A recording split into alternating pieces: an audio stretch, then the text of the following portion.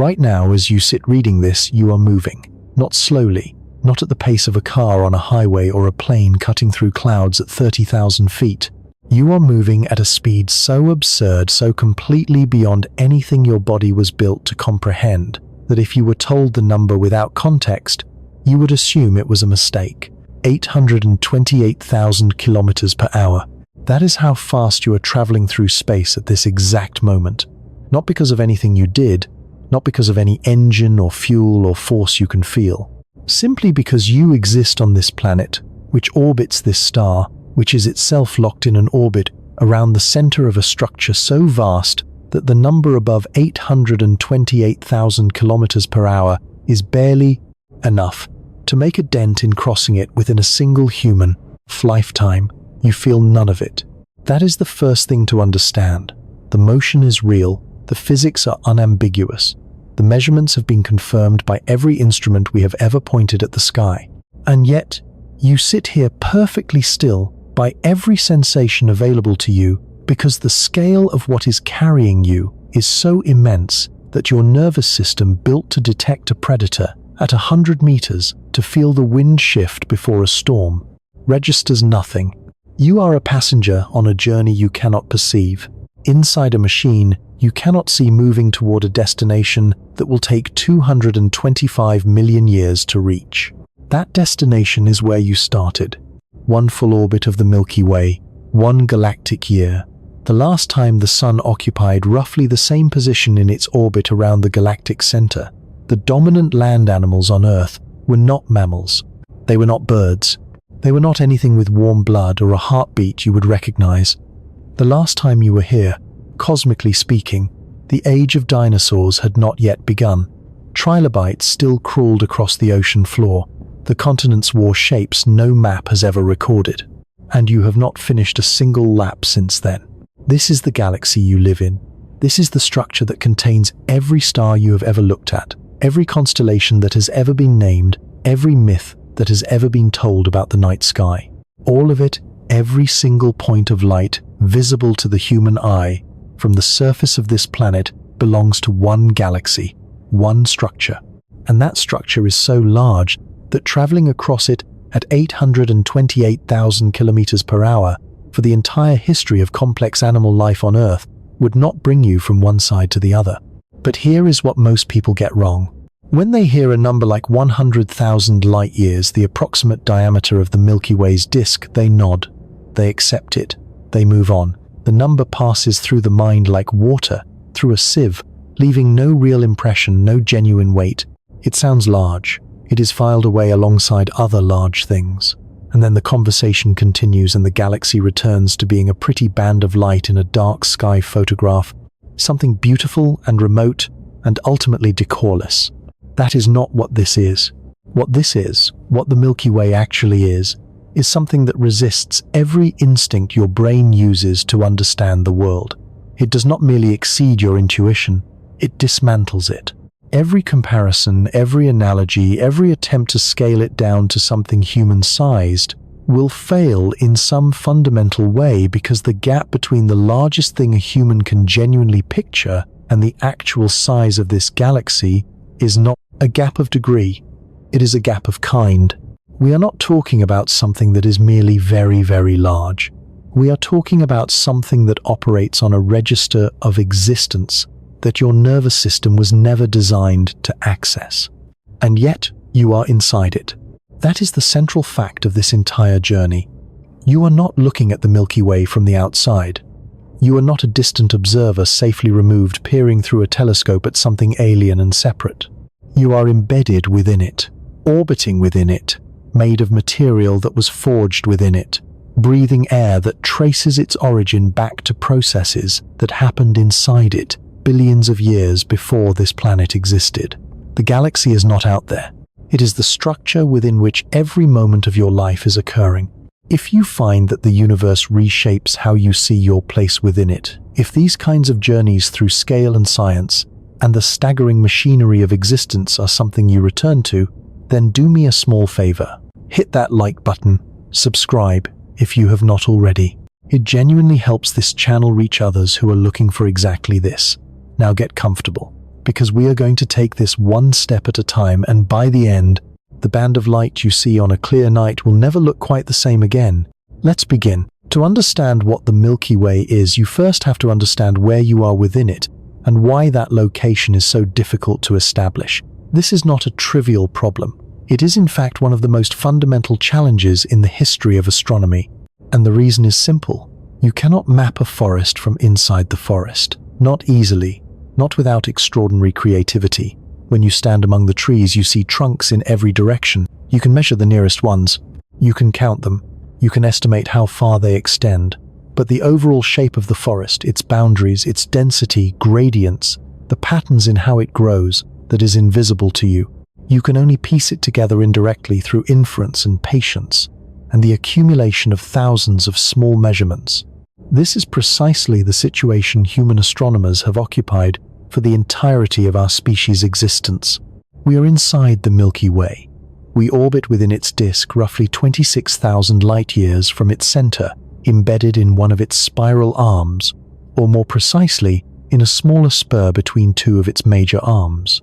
From this vantage point, the galaxy appears to us as a band, a streak across the sky, a river of light that ancient peoples named and mythologized and navigated by without ever knowing what it truly was. The ancient Greeks called it Galaxius Kyklos, the circle of milk. The story attached to it that it was milk spilled from the goddess Hera as she nursed the infant Hercules gives us our word galaxy. In India, it was the celestial Ganges. In Finland, the pathway of birds. In some indigenous traditions of the Americas, a trail of dust left by the Creator's moccasins. Every culture that looked up at a dark enough sky saw it. Every culture recognized that it was something immense, something categorically different from the individual stars scattered around it. But no one knew what it was. Not really. Not until the early 17th century, when a man in Italy pointed a crude optical instrument at that pale streak and saw something that shattered every existing model of the cosmos.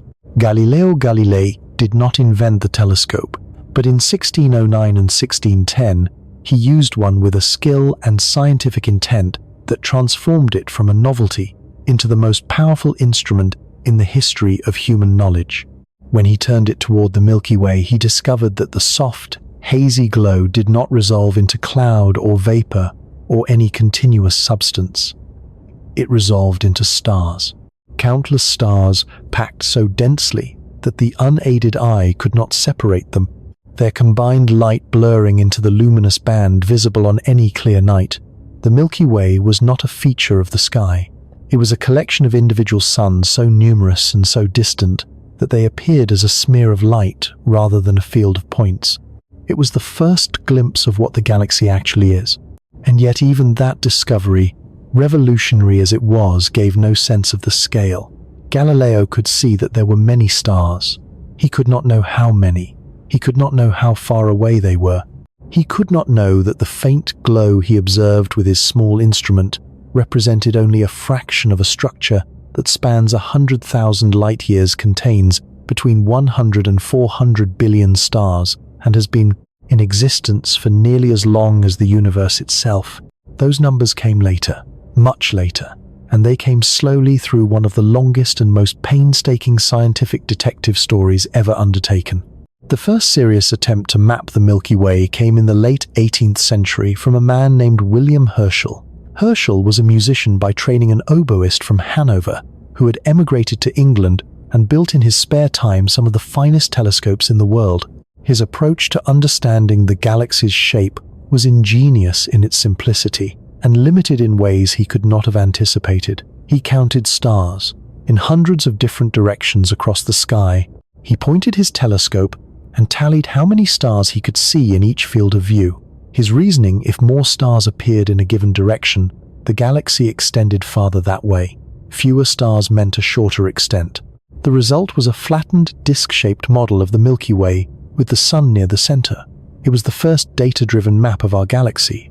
It was also significantly wrong, not because Herschel's method was foolish, but because he could not know that the galaxy is laced with vast clouds of dust that absorb starlight, making distant regions appear emptier than they actually are. The regions where Herschel counted fewer stars were not the edges of the galaxy. They were places where the dust was thickest, swallowing the light of billions of stars before it could reach his telescope. Despite its flaws, Herschel's work established something important. The Milky Way has a shape. It is not a random scattering of stars. It is a structured system, and that structure can, in principle, be measured. The next great leap came over a century later, and it came from a woman working in conditions that would be considered scandalous by any modern standard of scientific recognition. Henrietta Swan Leavitt was a human computer. That was the actual job title, a term used in the early 20th century for women employed at the Harvard College Observatory to perform mathematical calculations and analyze photographic plates. They were paid 25 cents an hour. They were not in most cases permitted to operate the telescopes. They were expected to process data, not generate ideas. Leavitt generated one of the most important ideas in the history of astronomy. She was studying a class of stars called Cepheid variables, stars that pulsate, brightening and dimming in a regular rhythm. By examining hundreds of these stars in the small Magellanic Cloud, she noticed something that no one had seen before. The period of a Cepheid's pulsation, the time it takes to complete one cycle of brightening and fading, was directly related to its intrinsic luminosity.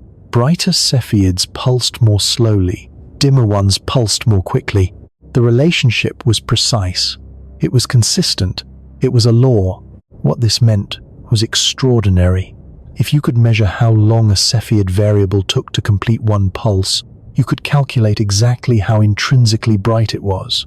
Then, by comparing that intrinsic brightness to how bright it appeared from Earth, you could calculate how far away it was. For the first time in history, astronomers had a reliable ruler for measuring distances across the cosmos. Leavitt published her discovery in 1912. She received little credit during her lifetime. She died of cancer in 1921, before the full implications of her work were understood. But the ruler she built, the period luminosity relationship for Cepheid variables, became the instrument with which Edwin Hubble would prove just 3 years after her death that the universe contains galaxies beyond our own. It is the same ruler that allowed astronomers to begin establishing the true scale of the Milky Way. And the scale, when it began to emerge, was unlike anything anyone had imagined. 100,000 light-years across, roughly 1,000 light-years thick through the main disk, 26,000 light-years from Earth to the galactic center. Numbers that demanded new units, new frameworks, new ways of thinking about distance and time. Numbers that will occupy us fully in the next part of this journey. Because before we can understand the structure of the galaxy, before we can walk through its arms and peer into its heart, we need to come to terms with what those numbers actually mean. Not what they say on paper. What they mean in your bones. Because right now you are moving at 828,000 kilometers per hour through a structure that will take 225 million years to orbit at that speed. And we have not yet begun to talk about how large that structure actually is. 1 light year. That is the unit. That is the ruler. And before we go any further, we need to stop here and deal with it honestly. Because the moment you accept a number like 100,000 light years without truly confronting what a single light year is, you have already lost the thread. You have already allowed the galaxy to retreat back into abstraction, back into the comfortable numbness of a large number that means nothing because it means everything at once. So, 1 light year. Light travels at approximately 300,000 kilometers per second, not per hour, per second. In the time it takes you to blink, roughly 300 milliseconds, a beam of light has already covered nearly 90,000 kilometers. In 1 second, it has circled the Earth 7.5 times. In 8 minutes and 20 seconds, it crosses the entire distance from the surface of the Sun to the surface of this planet, a distance of roughly 150 million kilometers, which took the Apollo missions 3 days to cover a fraction of by rocket. Now take that speed, that incomprehensible law of physics maximum speed, and let it run, not for a second, not for a minute, not for a day or a month. Let it run for an entire year, 365 days, every second of every hour, without slowing, without stopping, across the vacuum of space where nothing impedes it. The distance it covers in that time is 1 light year, 9.46 trillion kilometers. Written out in full 9,460,000 million kilometers, a single light year. One step on the ruler we use to measure the galaxy. Now let us make that real. If you got into a car, an ordinary car, nothing experimental, nothing extraordinary, and you drove at highway speed, 100 kilometers per hour, you drove without stopping. No sleep, no fuel breaks, no pauses of any kind. 24 hours a day, 7 days a week, 365 days a year. How long would it take you to drive 1 light year 10 million years? Not 10 million hours, not 10 million days, 10 million years. The entire history of our genus, every ancestor that ever walked upright, every hand that ever shaped a stone tool, every fire ever kindled against the dark, spans roughly 3 million years. You would need more than 3 times that history just to drive a single light year at highway speed. And the Milky Way is 100,000 of them across.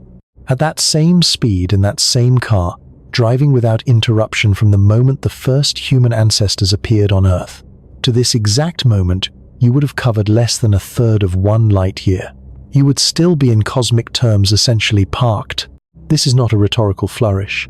This is the actual mathematics of the galaxy you inhabit. But perhaps cars feel too slow, too human. Let us scale up. Let us use the fastest object humanity has ever launched into space. A machine that has been traveling away from Earth for nearly 5 decades, that was flung outward by the gravitational assist of giant planets that currently moves at approximately 61,000 kilometers per hour, relative to the Sun. Voyager 1. Launched in 1977, Voyager 1 is the most distant human-made object in existence.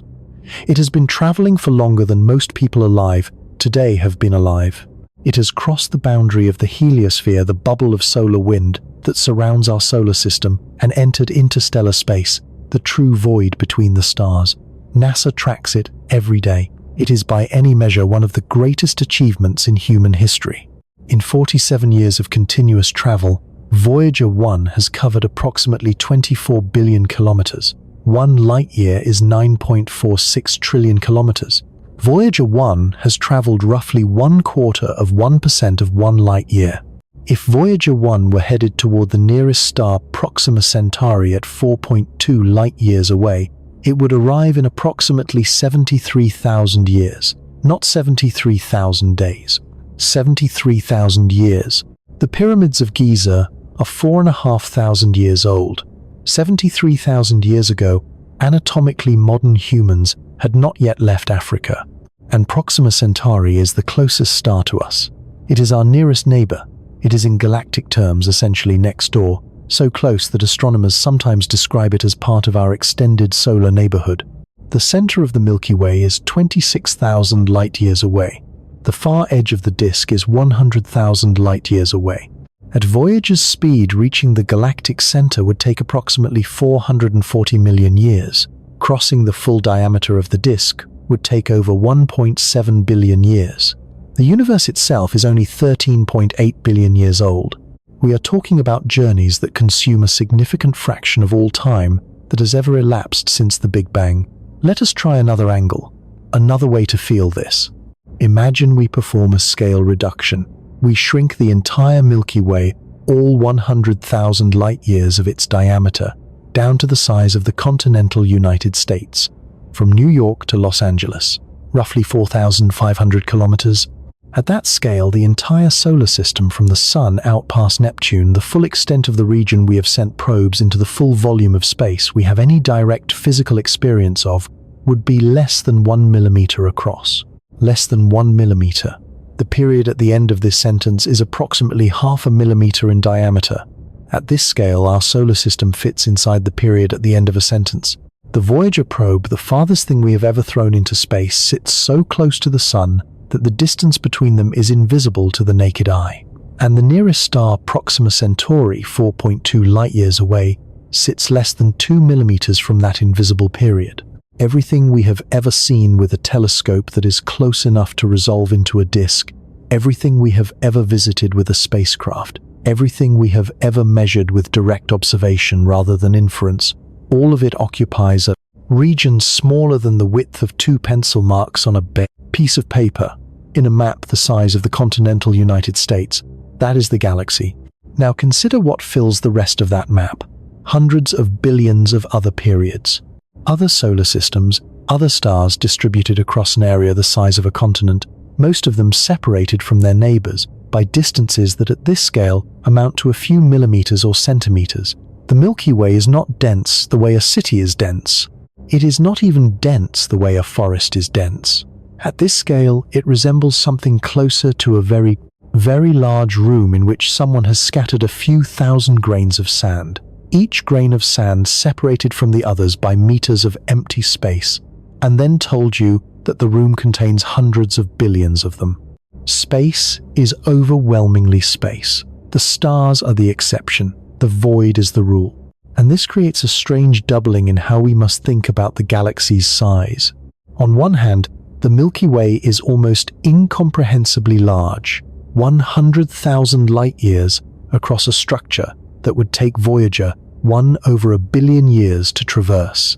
On the other hand, the matter within that structure is so spread out, so thinly distributed, that if you were somehow transported to a random location within the galactic disk, the odds of appearing within even a few light-years of another star would be extremely low. The galaxy is vast and mostly empty. Its stars are real and countable and extraordinary in their number, and yet they occupy only a tiny fraction of the volume they inhabit. This is not a contradiction. It is a feature of how gravity works at large scales. Stars do not crowd together the way molecules in a gas do. They maintain enormous separations, each one a small, warm island in an ocean of cold vacuum pulled into its orbit by the combined gravitational field of everything around it, and separated from its neighbors by distances that make even the fastest journeys imaginable by human engineering feel completely stationary. There is one more scale we need to reckon with before we move on, and it is perhaps the most disorienting of all. The Milky Way is not just large in space, it is large in time. Because light travels at a finite speed, because those 300,000 kilometers per second fast, as they are still require time to cross any distance, the light reaching your eyes from any distant source is not a picture of that source as it is now. It is a picture of that source as it was when the light left it. The further away something is, the further back in time you are seeing it. When you look at the sun, you see it as it was 8 minutes ago. When you look at the nearest star, Proxima Centauri, you see it as it was 4 years ago. When you look toward the center of the Milky Way, 26,000 light-years distant, you are seeing light that began its journey 26,000 years ago. At that moment in human history, the last ice age was nearing its end. Cave paintings were being made in France and Spain. Agriculture had not yet been invented. There were no cities, no writing, no civilization in any recognizable form. Those photons were already traveling toward your eyes before any of that existed. And the light reaching you from the far side of the galaxy 100,000 light-years away left its source 100,000 years ago, before Homo sapiens had reached Europe. Before the great dispersal of our species across the globe, the stars you see when you look at the Milky Way are not a snapshot of the present. They are a collage of different moments in the past, each one separated from the others by thousands of years of elapsed time. You are not looking at the galaxy as it is. You are looking at a record, a fossil, a message written in light across a span of time that dwarfs the entirety of recorded human history. This is what it means to be inside a structure 100,000 light-years across. Not just that it takes a long time to cross, but that the information we have about it is always old, always delayed, always a view through a window that looks backward into time rather than outward into space. The Milky Way we see is the Milky Way as it was smeared across 100,000 years of elapsed history, its different parts, sending us their reports at different delays, none of them current, none of them live. To truly understand the galaxy's scale is to understand that distance and time are the same thing here.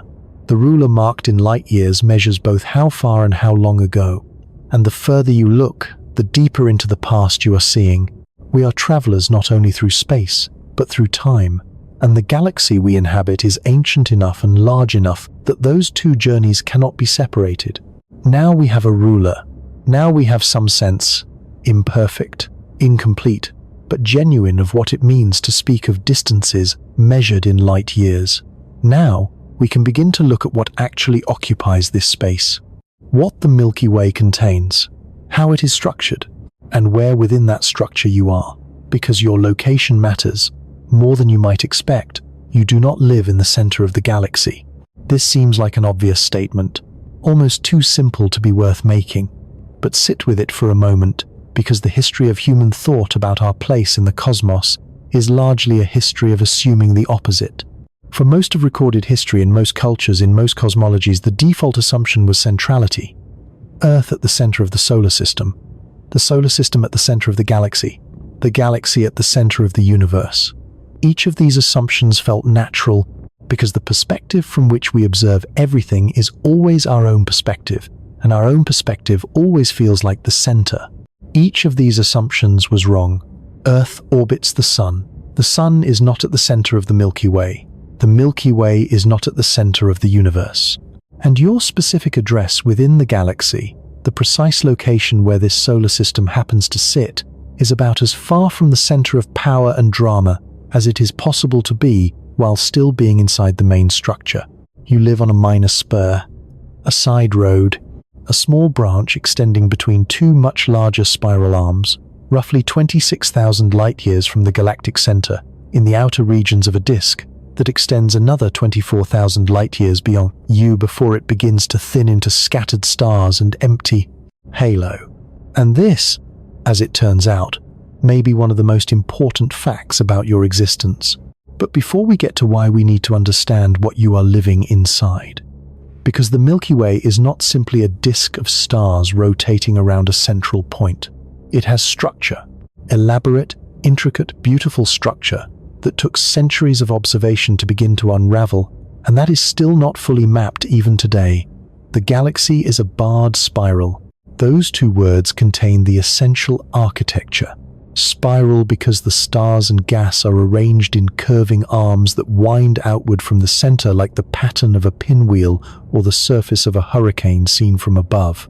Barred because at the very heart of the galaxy, rather than a simple point or sphere of concentrated stars, there is a long, thick concentration of stars stretching across the center in a roughly linear formation, a bar, extending perhaps 27,000 light-years from end to end, oriented at an angle to the spiral arms that emerge from its tips. This bar is not a permanent, rigid structure. Nothing in the galaxy is truly rigid. It is more like a long-lived pattern in the density of stars, a region where gravitational dynamics have caused stars to pile up into an elongated shape that rotates as a unit more slowly than the stars in the surrounding disk, channeling gas inward toward the galactic center and outward toward the base of the spiral arms. It is, in a sense, the governor of the galaxy's inner dynamics, the mechanism that regulates how material flows between the crowded heart and the sprawling disk. From the tips of the bar, the major spiral arms emerge. The Milky Way has 4 primary arms, though their exact number, extent, and precise shape remain subjects of active research and ongoing debate. Astronomers give them names drawn from the constellations in whose direction they are most prominent when viewed from Earth. The Norma Arm and the Scutum Centaurus Arm on one side of the galaxy, the Perseus Arm and the Sagittarius Arm on the other. These are the great highways of the galaxy, regions of enhanced density, where gas clouds compress, where star formation ignites in chain reactions, where the brightest and most massive stars burn their short, brilliant lives and explode in supernovae that seed the surrounding medium with heavy elements. The spiral arms are not walls of stars. This is a common misconception, and it is worth correcting directly. If you could fly through a spiral arm, you would not encounter a sudden dramatic increase in stellar density that abruptly ended at a sharp boundary. The transition is gradual. The arms are regions of somewhat higher density, places where the probability of finding a star, a gas cloud, or a star-forming region is elevated compared to the spaces between them. They are concentrations, not enclosures, and they are not fixed in the way a solid structure is fixed. The stars within the galaxy orbit the center at speeds that vary with distance, with inner stars completing their orbits faster than outer ones. If the spiral arms were simply collections of the same stars traveling together, they would wind up over time wrapping tighter and tighter around the center until the spiral pattern dissolved entirely. This has not happened. The arms persist across billions of years. The explanation is one of the more elegant ideas in galactic astronomy. The spiral arms are density waves, patterns that move through the disk at a speed different from the speed of the individual stars. Think of a traffic jam on a highway. The cars are all moving forward, but the jam itself, the region of high density, can move backward relative to the cars or remain stationary or drift forward more slowly. Individual cars enter the jam, slow down, and then exit it on the other side. The jam persists even as its contents continuously change. The spiral arms work the same way. Stars enter regions of higher density, slow slightly, as they interact with the enhanced gravitational field, and then continue on their orbits. As they slow, gas clouds in the arm are compressed by the density wave, triggering the collapse of molecular clouds into new stars. The most massive of those new stars burn intensely and die, quickly producing the supernovae and glowing nebulae that mark the arms as luminous features in the disk. The arms glow not because the stars in them are permanently concentrated there, but because the density wave continually triggers the birth of short-lived brilliant stars that illuminate the region before burning out.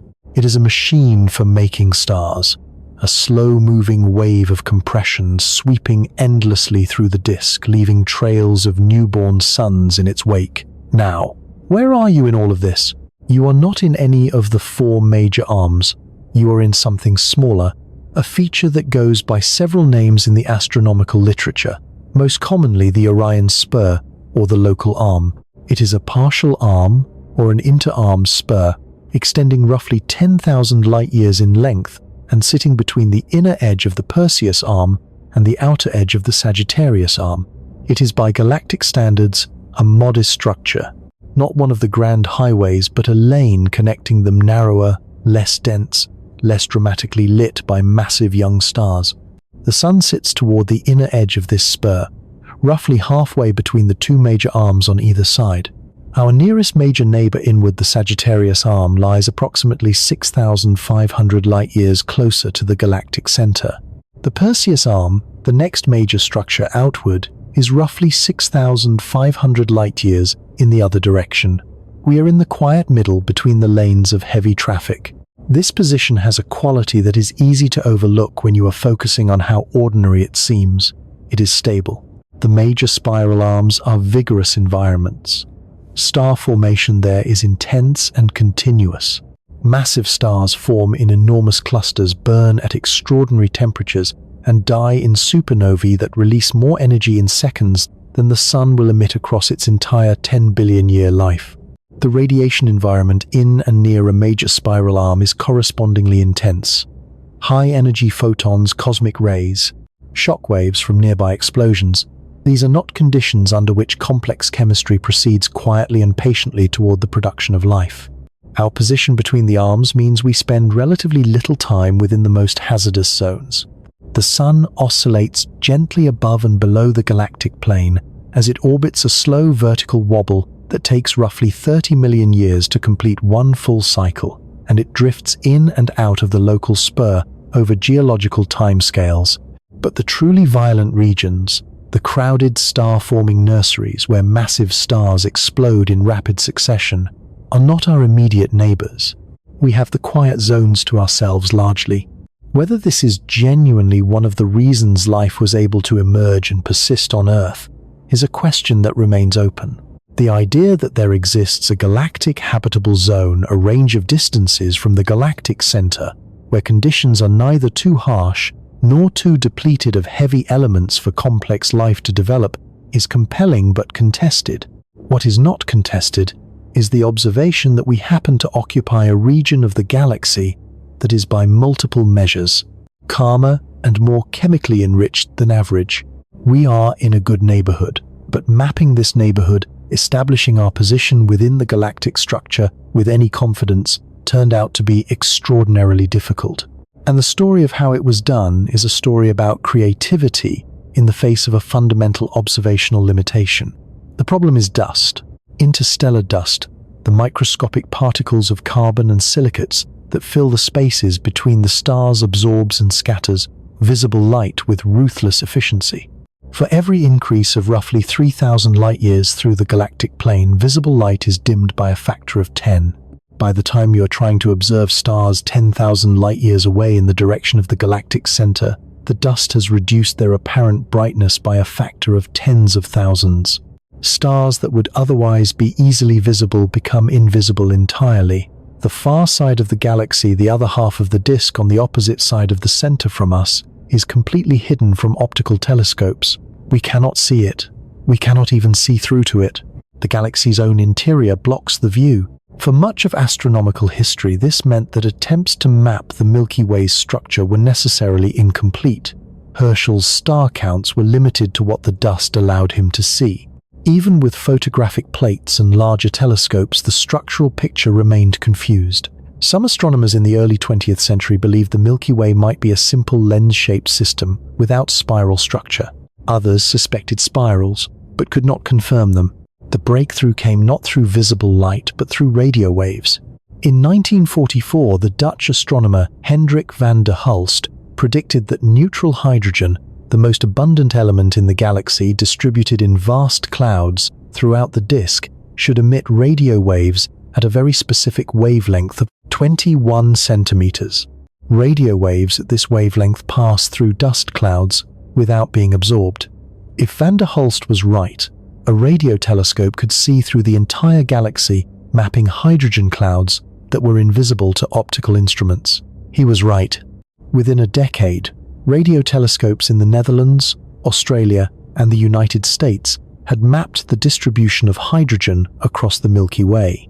By measuring the Doppler shift of the 21-centimeter emission, the slight change in wavelength caused by the cloud's motion toward or away from us, astronomers could determine both the location and the velocity of hydrogen concentrations across the disk. The spiral structure began to emerge, not perfectly, not without ambiguity, but unmistakably. The galaxy had arms. The gas was concentrated along curved features. The Milky Way was a spiral. Subsequent decades brought infrared telescopes which can see through dust even better than radio, and which revealed the stellar populations hidden within the galactic plane. They revealed the bar at the center, confirmed the bulge's structure, and allowed astronomers to count stars in regions previously inaccessible. Space-based observatories pushed the resolution further. The Spitzer Space Telescope, operating in the infrared, produced maps of the inner galaxy, showing the bar and the bases of the major arms with unprecedented clarity. And then in 2013, the European Space Agency launched a spacecraft that changed everything: Gaia. The Gaia mission carries 2 telescopes and a billion-pixel camera array. Its purpose is singular and staggering: to measure the precise positions, distances, and motions of over 1 billion stars in the Milky Way, mapping them in 3 dimensions with an accuracy that at its best is equivalent to measuring the width of a human hair from a distance of 2,000 kilometers. It does this through a technique called parallax. As Earth moves around the Sun over the course of a year nearby, stars appear to shift slightly against the background of more distant ones, the same principle by which you can hold a finger in front of your face and see it jump left and right as you alternately close each eye. The shift is tiny. For stars even a few hundred light-years away, it is measured in micro-arcseconds fractions, so small that they have no analog in everyday experience. Gaia measures these shifts for 1 billion stars, simultaneously producing a 3-dimensional map of our galactic neighborhood with a precision that would have been considered science fiction 50 years ago. The results have been transformative. Gaia has revealed that the Milky Way's disk is not flat, but warped, twisted upward on one side and downward on the other, in a gentle shape likely caused by the gravitational influence of the Magellanic Clouds, the 2 dwarf galaxies orbiting us in the southern sky. It has revealed streams of stars moving through the halo in coherent groups, the shredded remnants of smaller galaxies consumed long ago. It has shown ripples in the disk waves of stellar motion propagating outward like the surface of a pond after a stone has been dropped into it, that tell of ancient impacts and ongoing perturbations.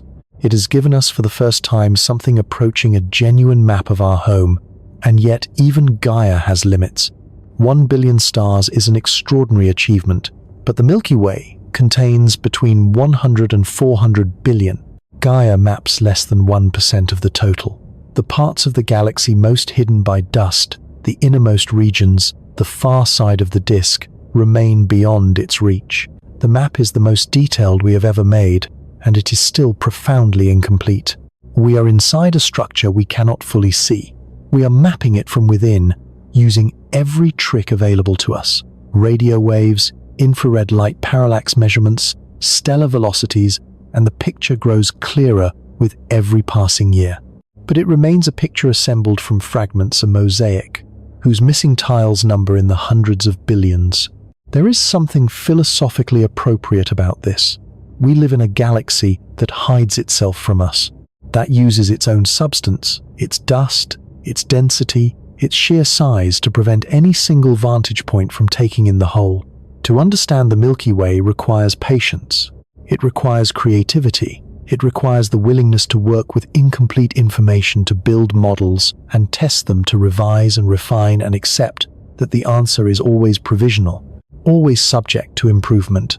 It requires, in other words, exactly the qualities that make science what it is.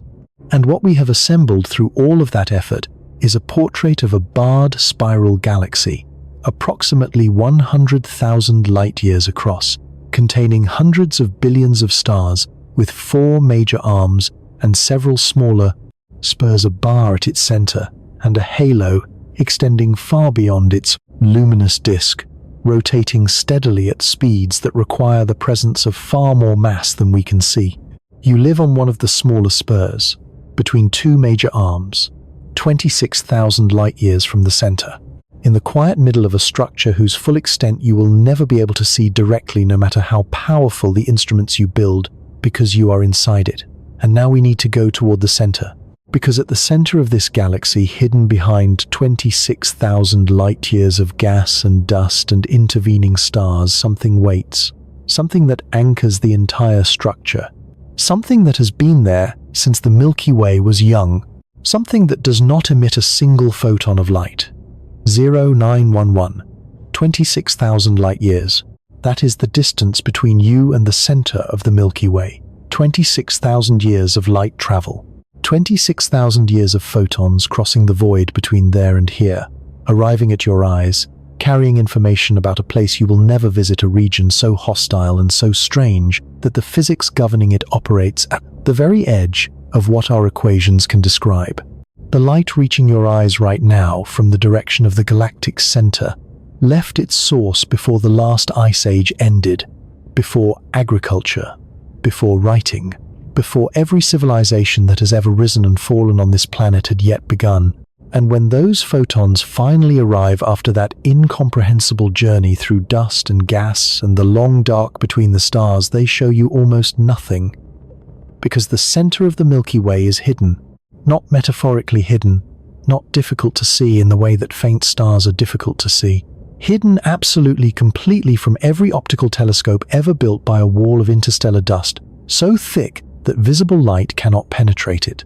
If you pointed the finest optical instrument in human history directly at the galactic center, you would see a band of stars fading into obscurity and then darkness. The dust absorbs the light before it can reach you. The center of your own galaxy is invisible to your eyes. For most of human history, this meant that the galactic center was a mystery in the most complete sense of the word. We knew it existed. We could infer its presence from the way the band of the Milky Way brightened in the direction of Sagittarius, the constellation that lies roughly in the direction of the center as seen from Earth. We could feel its gravitational influence in the way stars moved across the sky. But we could not see it, could not photograph it, could not examine it directly. And this invisibility concealed something extraordinary, something that no one even as recently as a century ago would have predicted.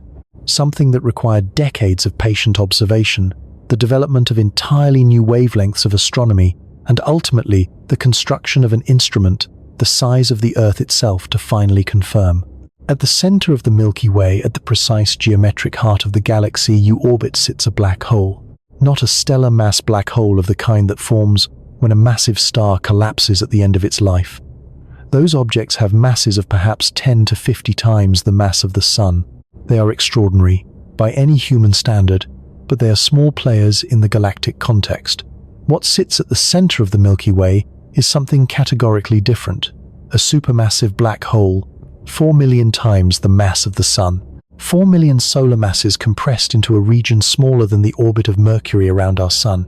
A concentration of gravity so extreme that the mathematics describing the space-time around it breaks down at the boundary, the event horizon beyond which no information, no matter, no light of any kind can ever escape. A place where our understanding of physics reaches its limit and stares into something it cannot fully describe. And it has been there, anchoring the galaxy for billions of years. The story of how we found it is one of the great detective stories in the history of science.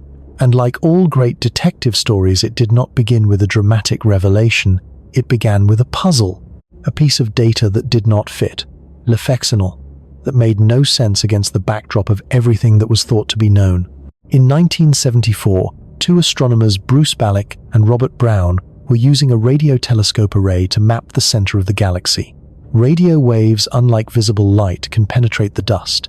They pass through it almost entirely unimpeded, arriving at detectors on Earth, carrying information about regions completely inaccessible to optical astronomy. When Ballack and Brown pointed their instruments at the galactic center, they found something unexpected in their data. A compact, extraordinarily bright source of radio emission, sitting precisely at the dynamical center of the galaxy, smaller than any known astronomical object of comparable brightness had any right to be. They named it Sagittarius A star, written with an asterisk. Sagittarius A asterisk. The name was provisional. The source was puzzling. Its nature was not immediately clear, but it was there, bright and compact and precisely centered, and it demanded explanation. Over the following decades, as radio and infrared technology improved, the picture around Sagittarius A times began to sharpen.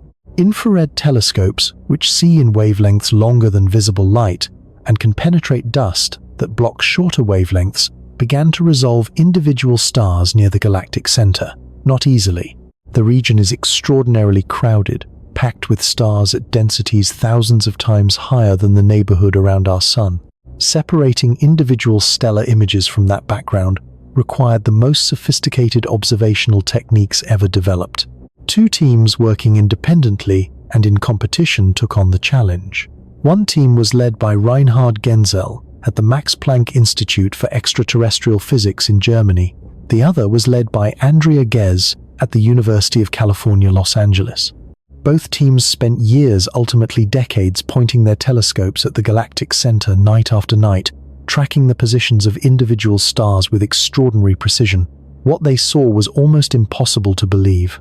The stars near the galactic center were moving, not gently drifting the way stars in our neighborhood drift across the sky over thousands of years. Moving, visibly, measurably, dramatically moving, completing full orbits in years, rather than the millions of years a star at our distance from the center requires. One star in particular, designated S2, was tracked through its complete orbit. It took 16 years. At its closest approach to the center of its orbit, the point astronomers call periapsis S2 was moving at approximately 3% of the speed of light. 3% of the speed of light, nearly 9,000 kilometers per second. Fast enough to cross the continental United States in a fraction of a second. Fast enough that the relativistic effects predicted by Einstein's general theory of relativity, the bending of space-time by gravity, the slowing of time in intense gravitational fields, were directly measurable in S2's orbit. And all of this motion was organized around a single point, an invisible point, a point that emitted no detectable light, no radiation that could be directly attributed to a physical object. The mathematics were unambiguous. To hold S2 in an orbit of that size at that speed, the mass at the center of that orbit had to be approximately 4 million times the mass of the Sun. And all of that mass had to be concentrated within a volume smaller than the orbit of Mercury. There was only one class of object consistent with those constraints: a black hole. In 2020, the Nobel Prize in Physics was awarded to Reinhard Genzel and Andrea Ghez for this discovery. The prize citation described it as the most convincing evidence for the existence of a supermassive black hole at the center of our galaxy. A lifetime of work, thousands of nights of observation, decades of data reduction and analysis, all of it pointing to the same inescapable conclusion. The center of the Milky Way is anchored by a black hole 4 million times the mass of the Sun. But what is a black hole really? The word is so familiar now, so common in popular science, that it risks becoming meaningless through repetition. So, let us be precise. Let us actually look at what we are talking about. A black hole is a region of space-time where the curvature of space, caused by an extreme concentration of mass, becomes so severe that the escape velocity exceeds the speed of light. Escape velocity is the speed an object must reach to break free from a gravitational field without further propulsion. For Earth, escape velocity is approximately 11 kilometers per second. For the Sun, it is approximately 617 kilometers per second. For a black hole, escape velocity at the event horizon, the boundary of the black hole, is exactly the speed of light. And since nothing in the universe can travel faster than light, nothing can escape. Not matter, not radiation, not information of any kind. Anything that crosses the event horizon is from the perspective of the external universe gone. It continues to exist. The laws of physics do not simply stop at the horizon, but it exists in a region causally disconnected from everything outside.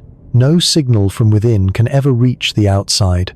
The interior is in the most literal possible sense a different part of the universe. In the case of Sagittarius A times the event horizon has a radius of approximately 12 million kilometers. This is called the Schwarzschild radius of a 4 million solar mass black hole. 12 million kilometers sounds large. It is roughly 8 times the radius of the Sun, but compared to the distances involved in galactic astronomy, it is vanishingly small. The event horizon of Sagittarius A times is a pinpoint, a dot, an object of immense gravitational power, occupying a region of space that would fit comfortably within our solar system. And for decades after the stellar orbit measurements confirmed its existence, no one had ever seen it.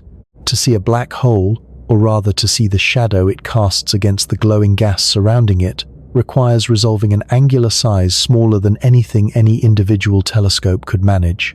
The event horizon of Sagittarius A times viewed from Earth subtends an angle of approximately 50 micro-arcseconds. To appreciate how small this is, 1 arcsecond is 1/3600th of a degree. 1 micro-arcsecond is 1/millionth of that.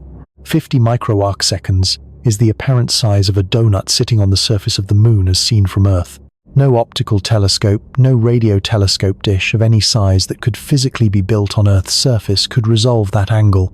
The only way to achieve the necessary resolution was to combine telescopes spread across the entire planet to build, in effect, a telescope the size of Earth itself. This is what the Event Horizon Telescope collaboration did. By linking radio observatories across multiple continents in Chile, in Hawaii, in Spain, in the South Pole, in Arizona, in Mexico, into a single coherent instrument using a technique called very long baseline interferometry. The collaboration created a virtual telescope with a diameter equal to the distance between the most widely separated participating observatories, a telescope effectively the size of Earth, capable of resolving features at the scale of 50 micro-arcseconds. In April 2019, the collaboration pointed this instrument at the galactic center. They collected an enormous quantity of data, so much data that it could not be transmitted over the internet. It had to be physically flown on hard drives from each observatory to central processing facilities. The data was then correlated, processed through sophisticated algorithms, and transformed into an image.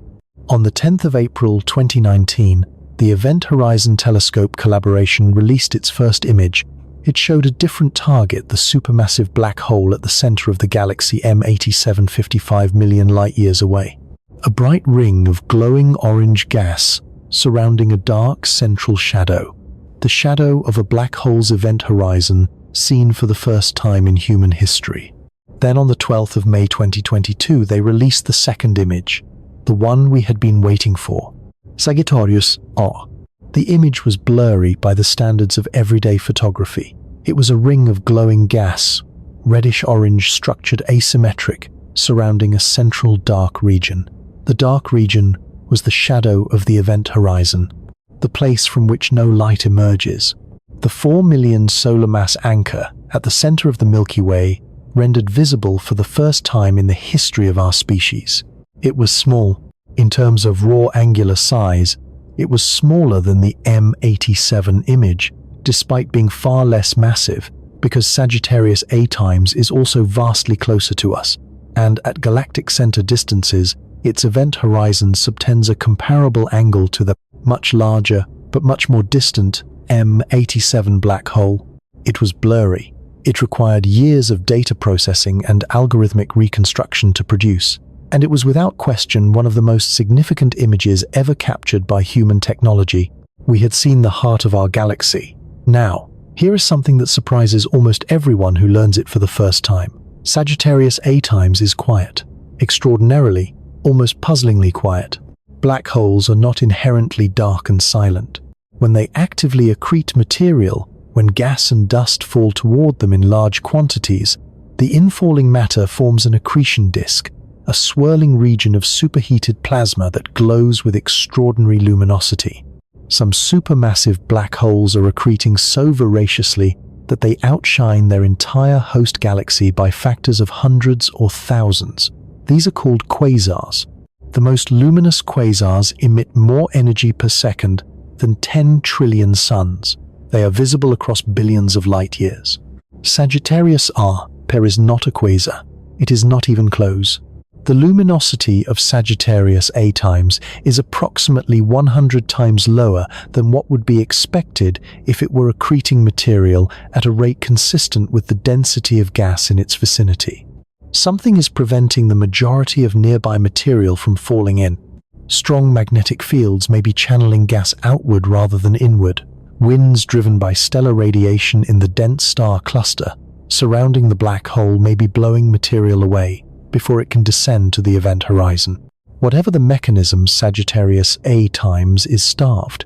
It consumes material at a rate far below what its mass and environment would predict.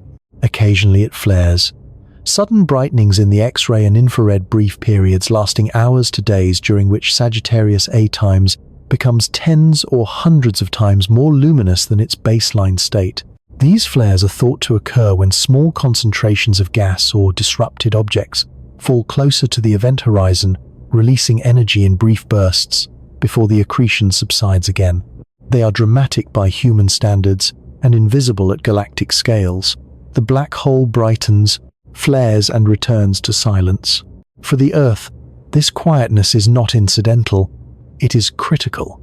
An actively accreting supermassive black hole, a genuine quasar at the center of the Milky Way, would bathe the entire galaxy in high-energy radiation. Gamma rays, X-rays, ultraviolet light, streaming outward from the accretion disk, irradiating every planet within tens of thousands of light-years. The conditions for complex chemistry, for the patient assembly of organic molecules, for the emergence of life, all of these would be compromised or destroyed entirely.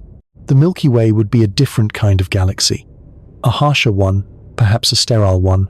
Sagittarius A times is quiet. And we are here.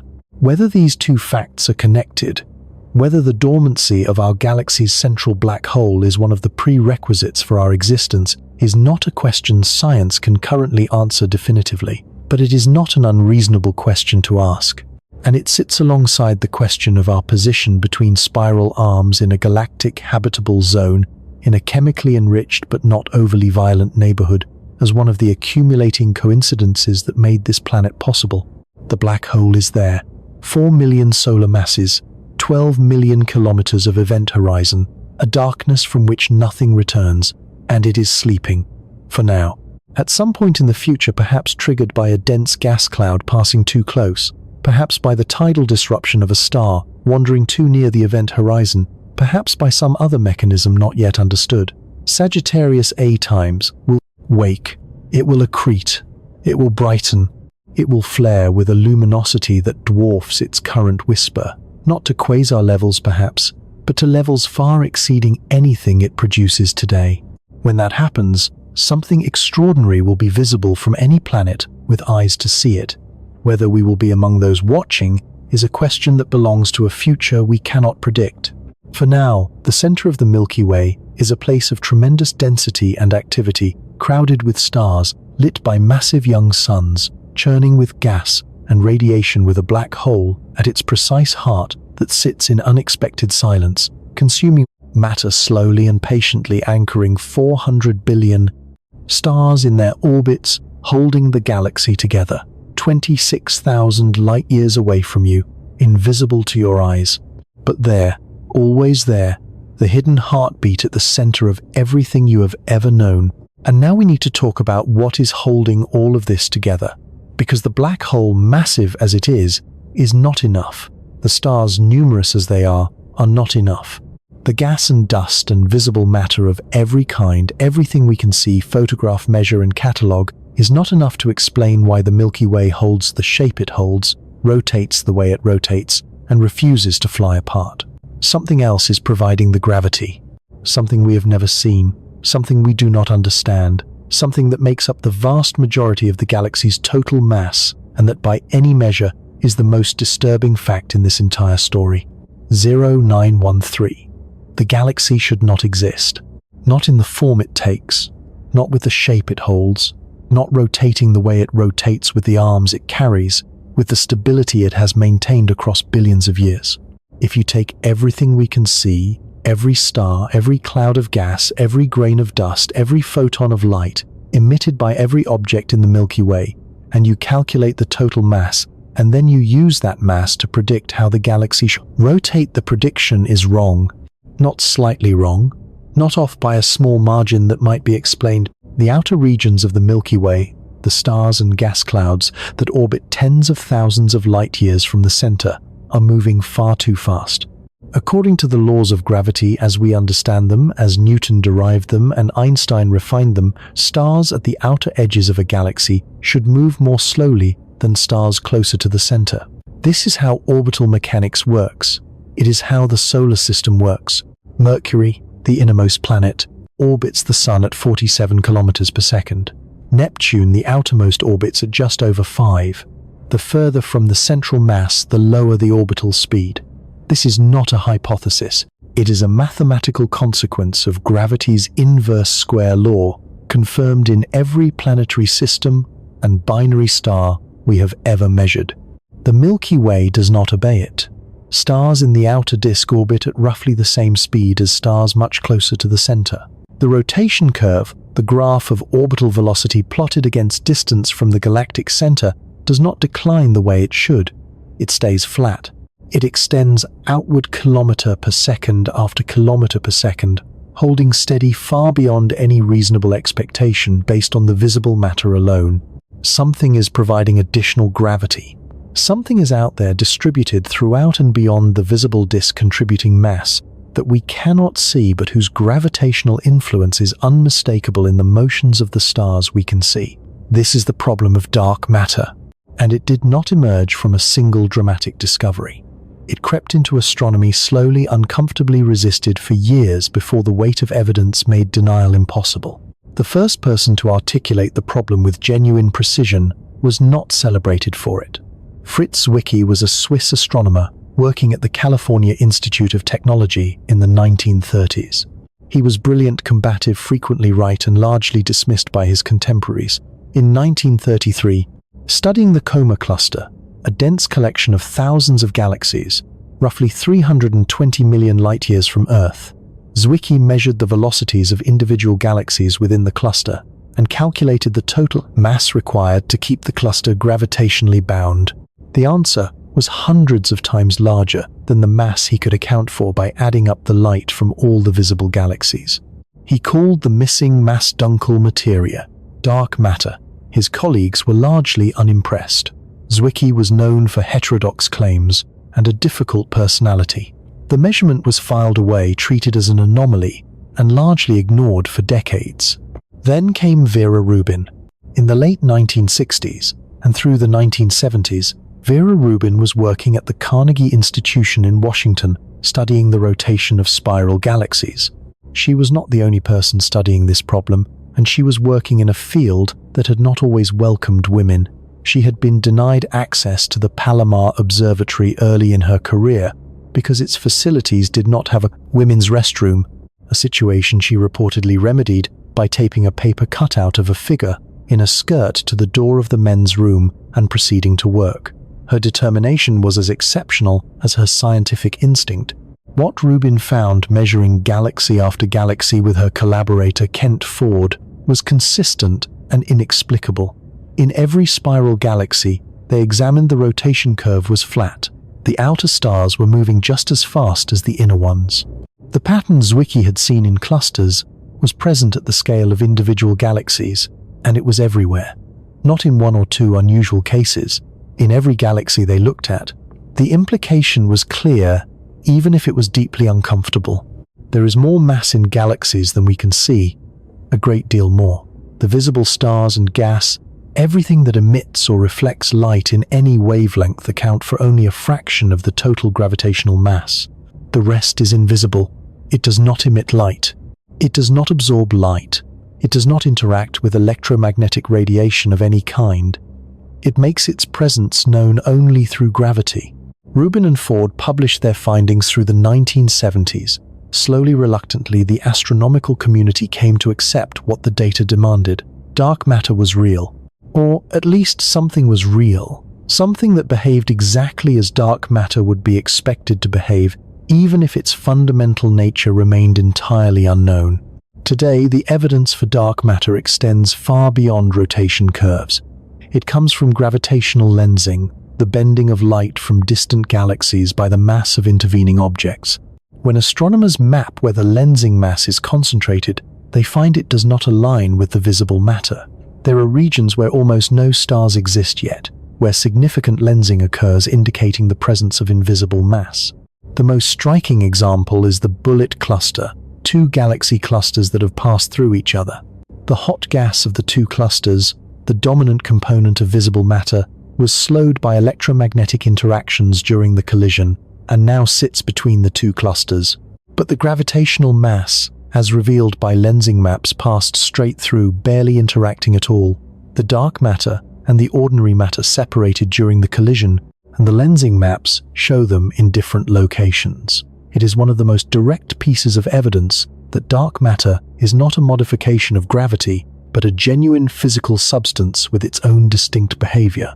It also comes from the cosmic microwave background, the faint afterglow of radiation from the early universe, imprinted with patterns that encode the distribution of matter 380,000 years after the Big Bang.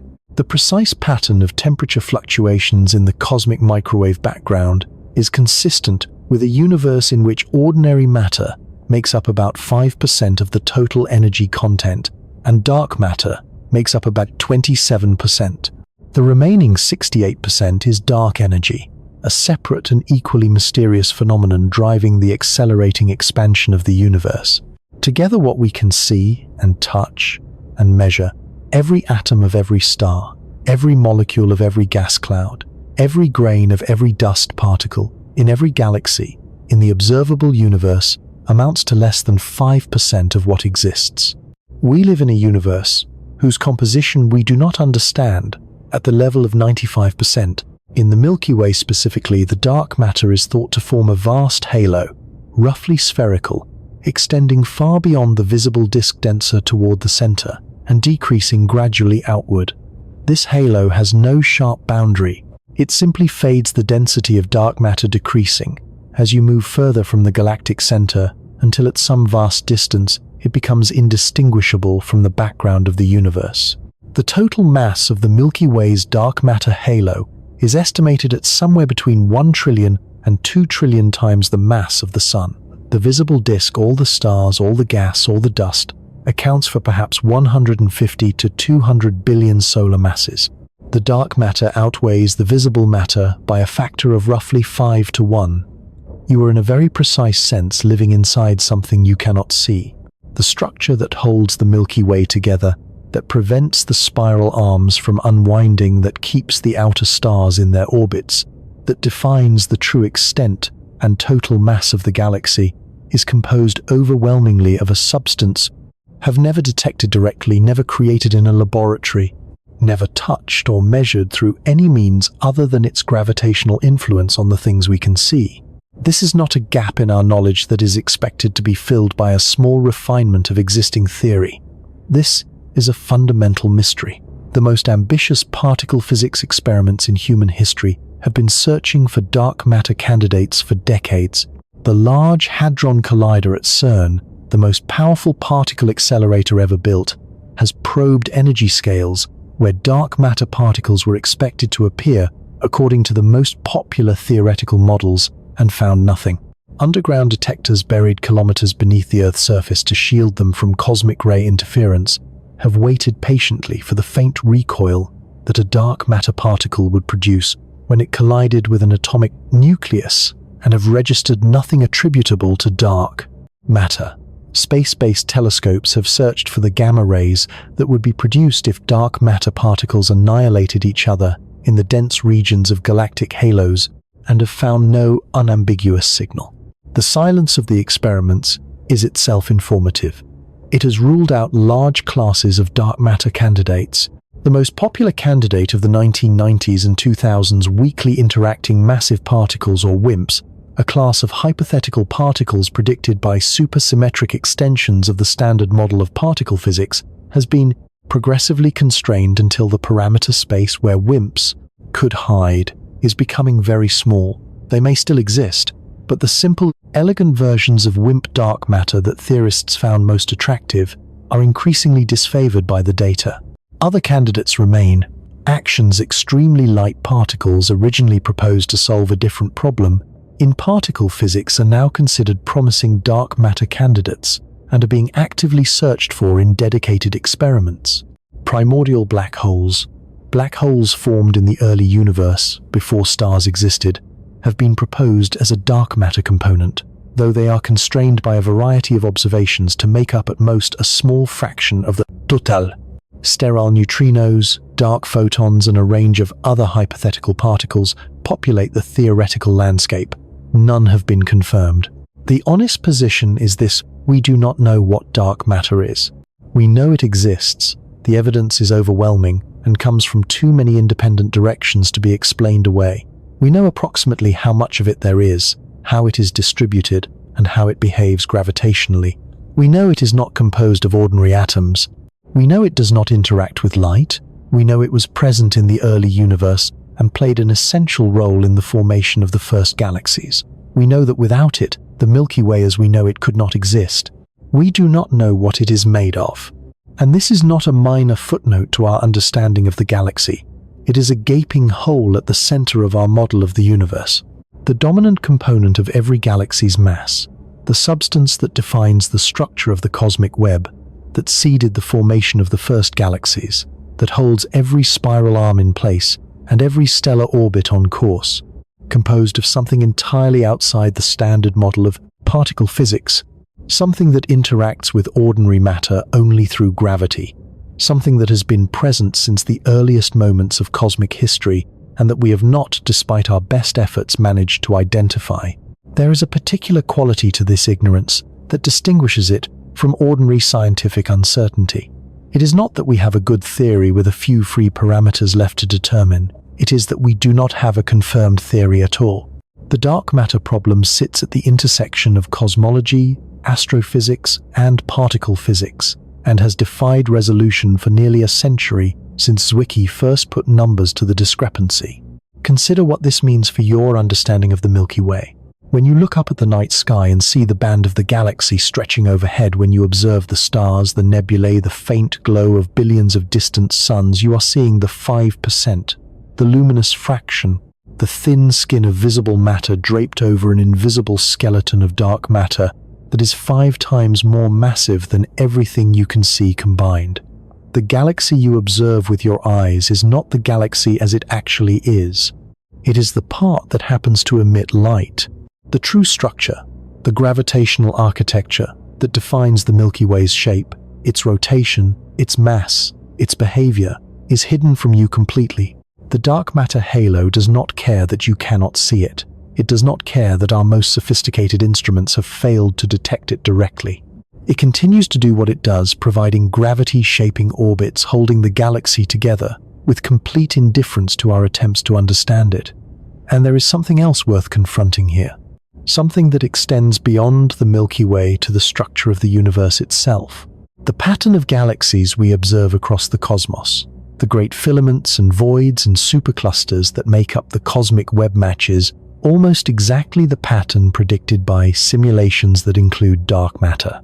When you run a computer model of the universe starting from the conditions of the Big Bang, including dark matter, but no dark matter, you get a smooth, featureless distribution of ordinary matter. Nothing clumps, nothing forms, no galaxies, no stars, no planets. A universe of diffuse gas expanding forever into uniformity. When you include dark matter, the simulation produces something that looks like the universe we actually inhabit. Filaments of matter connecting vast cosmic voids, clusters of galaxies at the intersections of those filaments, individual galaxies with spiral arms and stellar populations and central black holes.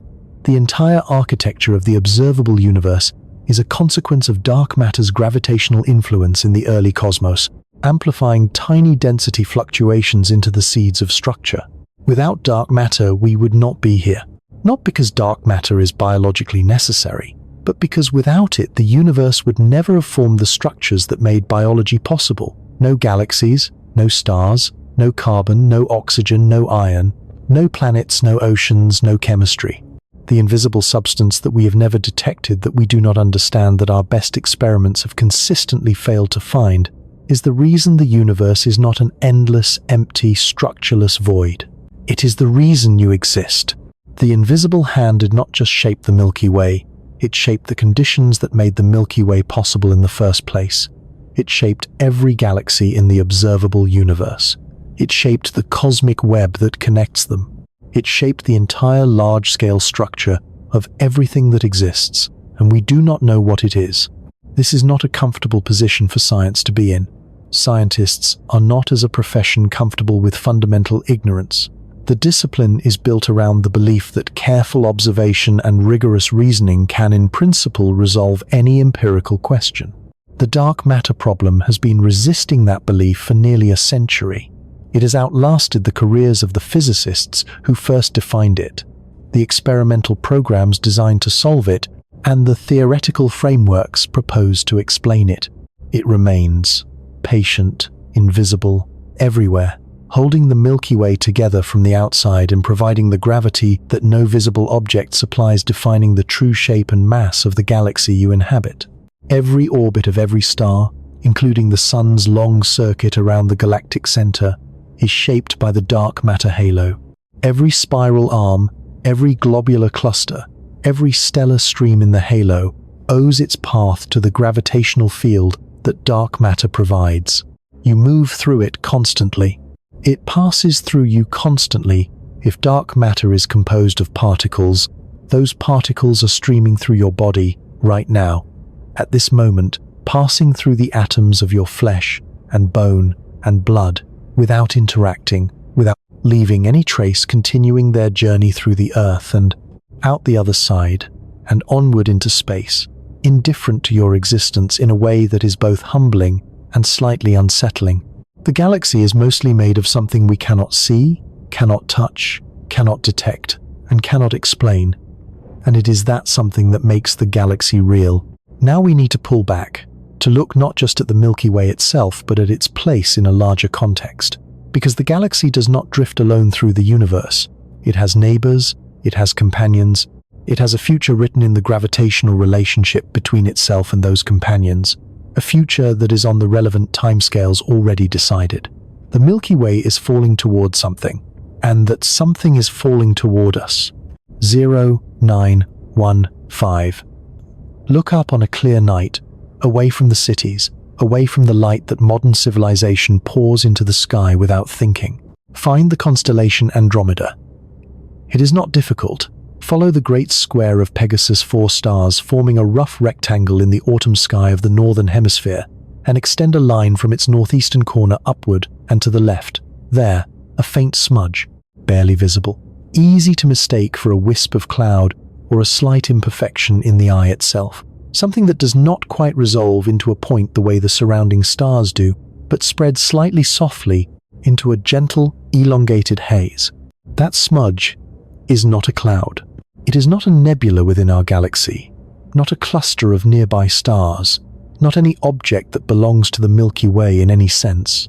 What you are seeing, what your naked eye is registering as a faint, insignificant blur, is another galaxy. A complete, independent, fully formed, spiral galaxy containing approximately 1 trillion stars, a structure comparable in scale to the Milky Way itself, with its own spiral arms, its own central bar, its own supermassive black hole, its own dark matter halo, extending hundreds of thousands of light years into intergalactic space, its own retinue of dwarf satellite galaxies orbiting around it. It is 2.5 million light years away. The light entering your eye right now from that smudge left its source 2.5 million years ago.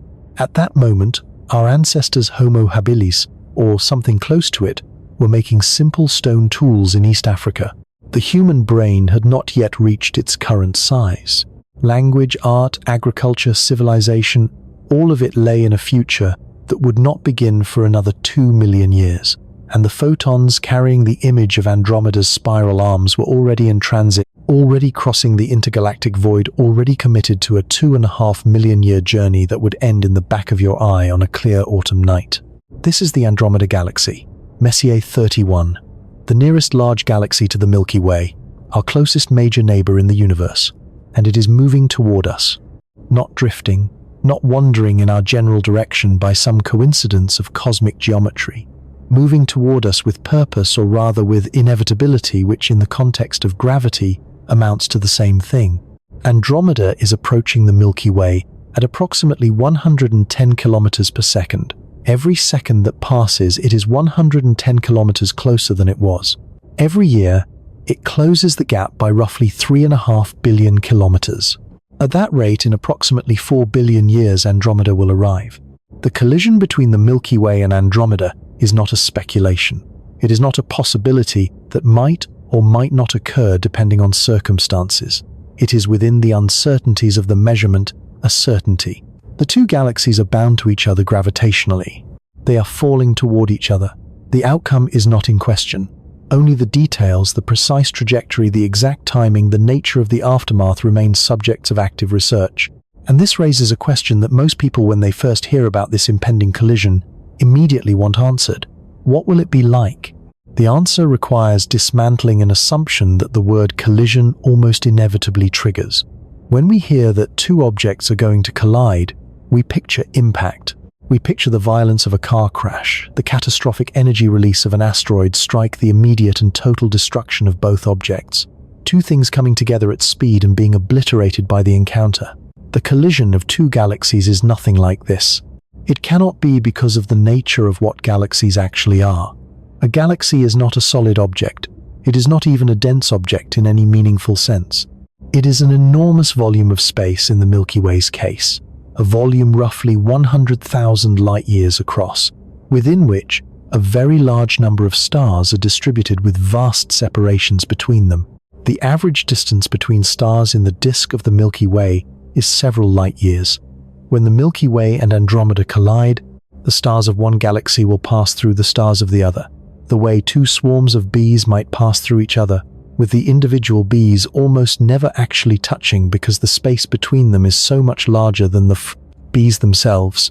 Direct stellar collisions during the merger of the Milky Way and Andromeda are expected to be extraordinarily rare, perhaps a handful out of the combined trillion-plus stars of both galaxies. The stars themselves will survive. They will not be destroyed by the encounter. They will, however, have their orbits completely disrupted. What the collision will actually look like on the timescales relevant to the process is a slow, majestic gravitational ballet, a dance that unfolds over billions of years, visible in its full drama only if you could compress geological epochs into minutes. The first passage will occur approximately 4 billion years from now. Andromeda will appear in the night sky, growing gradually brighter over millions of years, its spiral structure becoming visible to the naked eye as it approaches.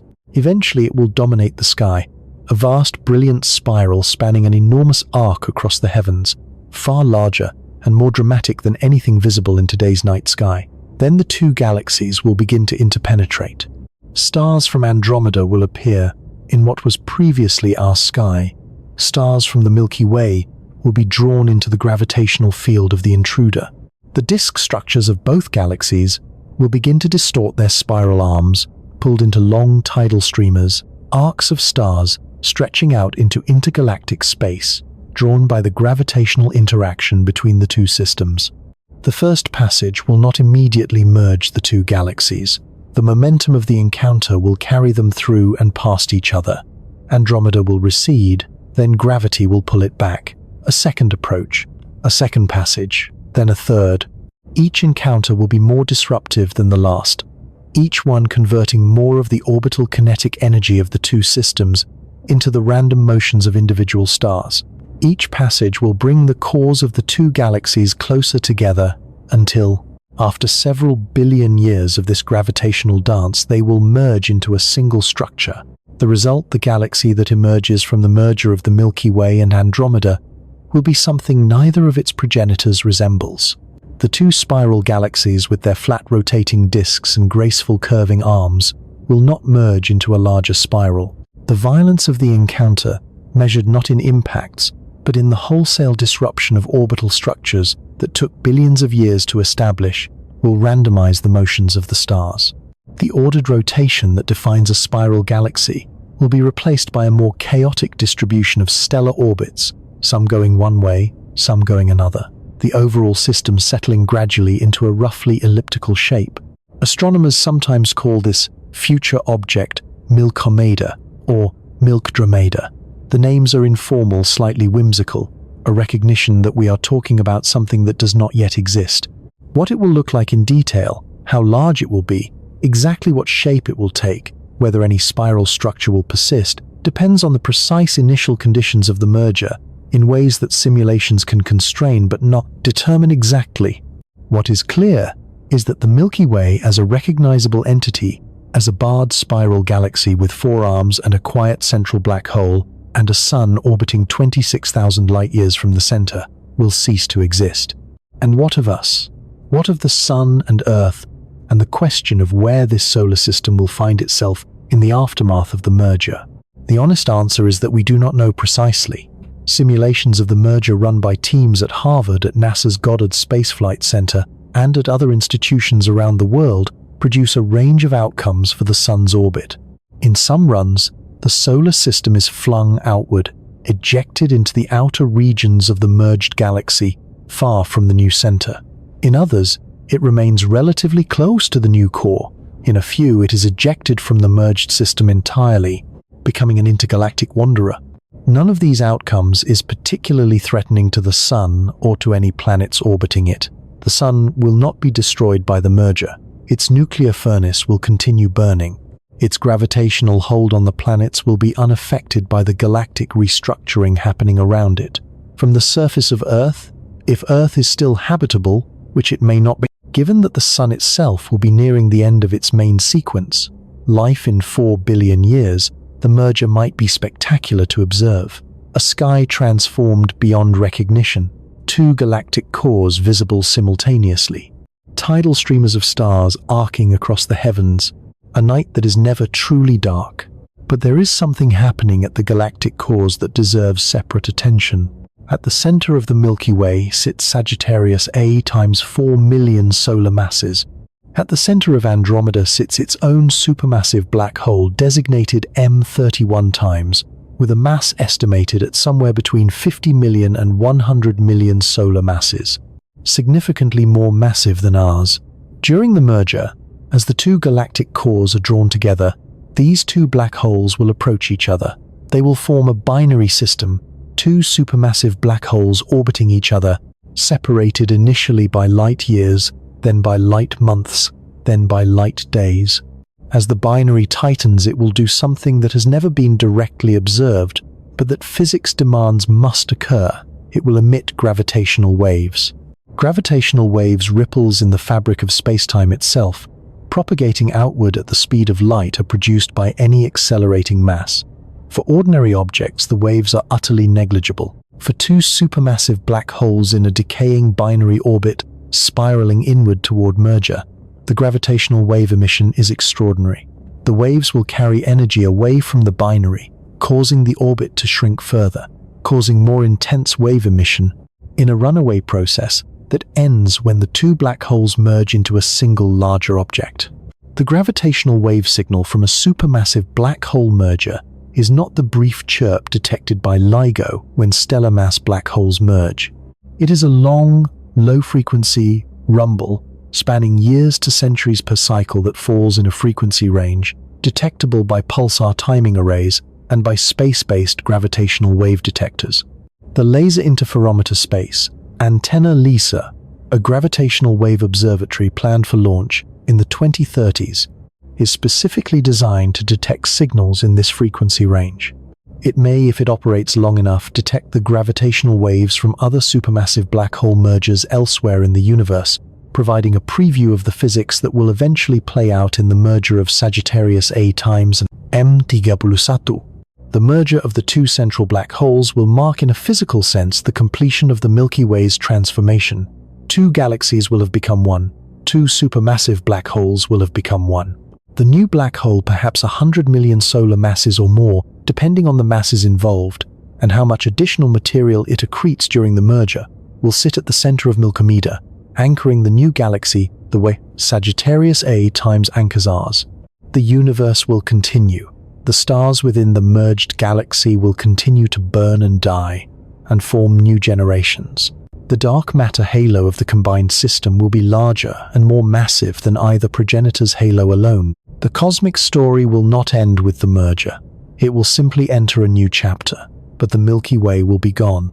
This fact that the galaxy we inhabit, the structure within which every moment of human existence has occurred, will in 4 billion years be unrecognizable, merged into something different, can feel like a loss, like something important being taken away.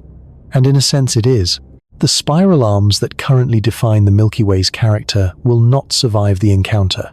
The ordered, beautiful structure of a barred spiral galaxy, with its sweeping arms and its quiet center and its patient rotation, is a temporary configuration, as all things in the universe are temporary configurations.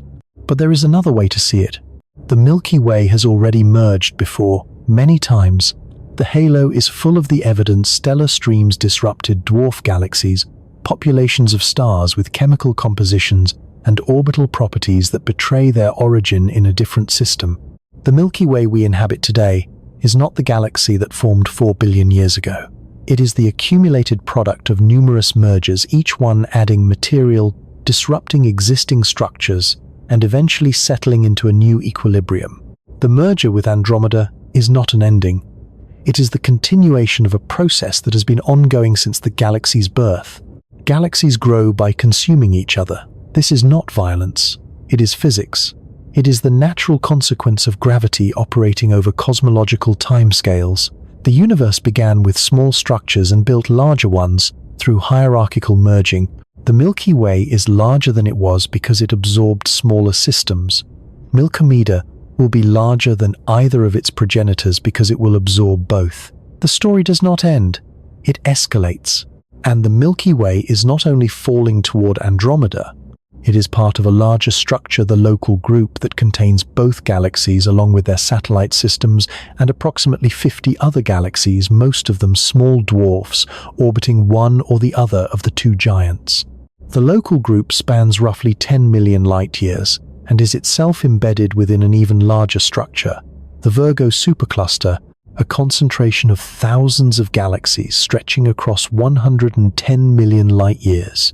And the Virgo supercluster is itself part of the Laniakea supercluster, a vast cosmic structure, 500 million light-years across, containing the mass of 100 million billion suns, within which our galaxy occupies a position on one of the outer filaments, flowing gently toward the gravitational center.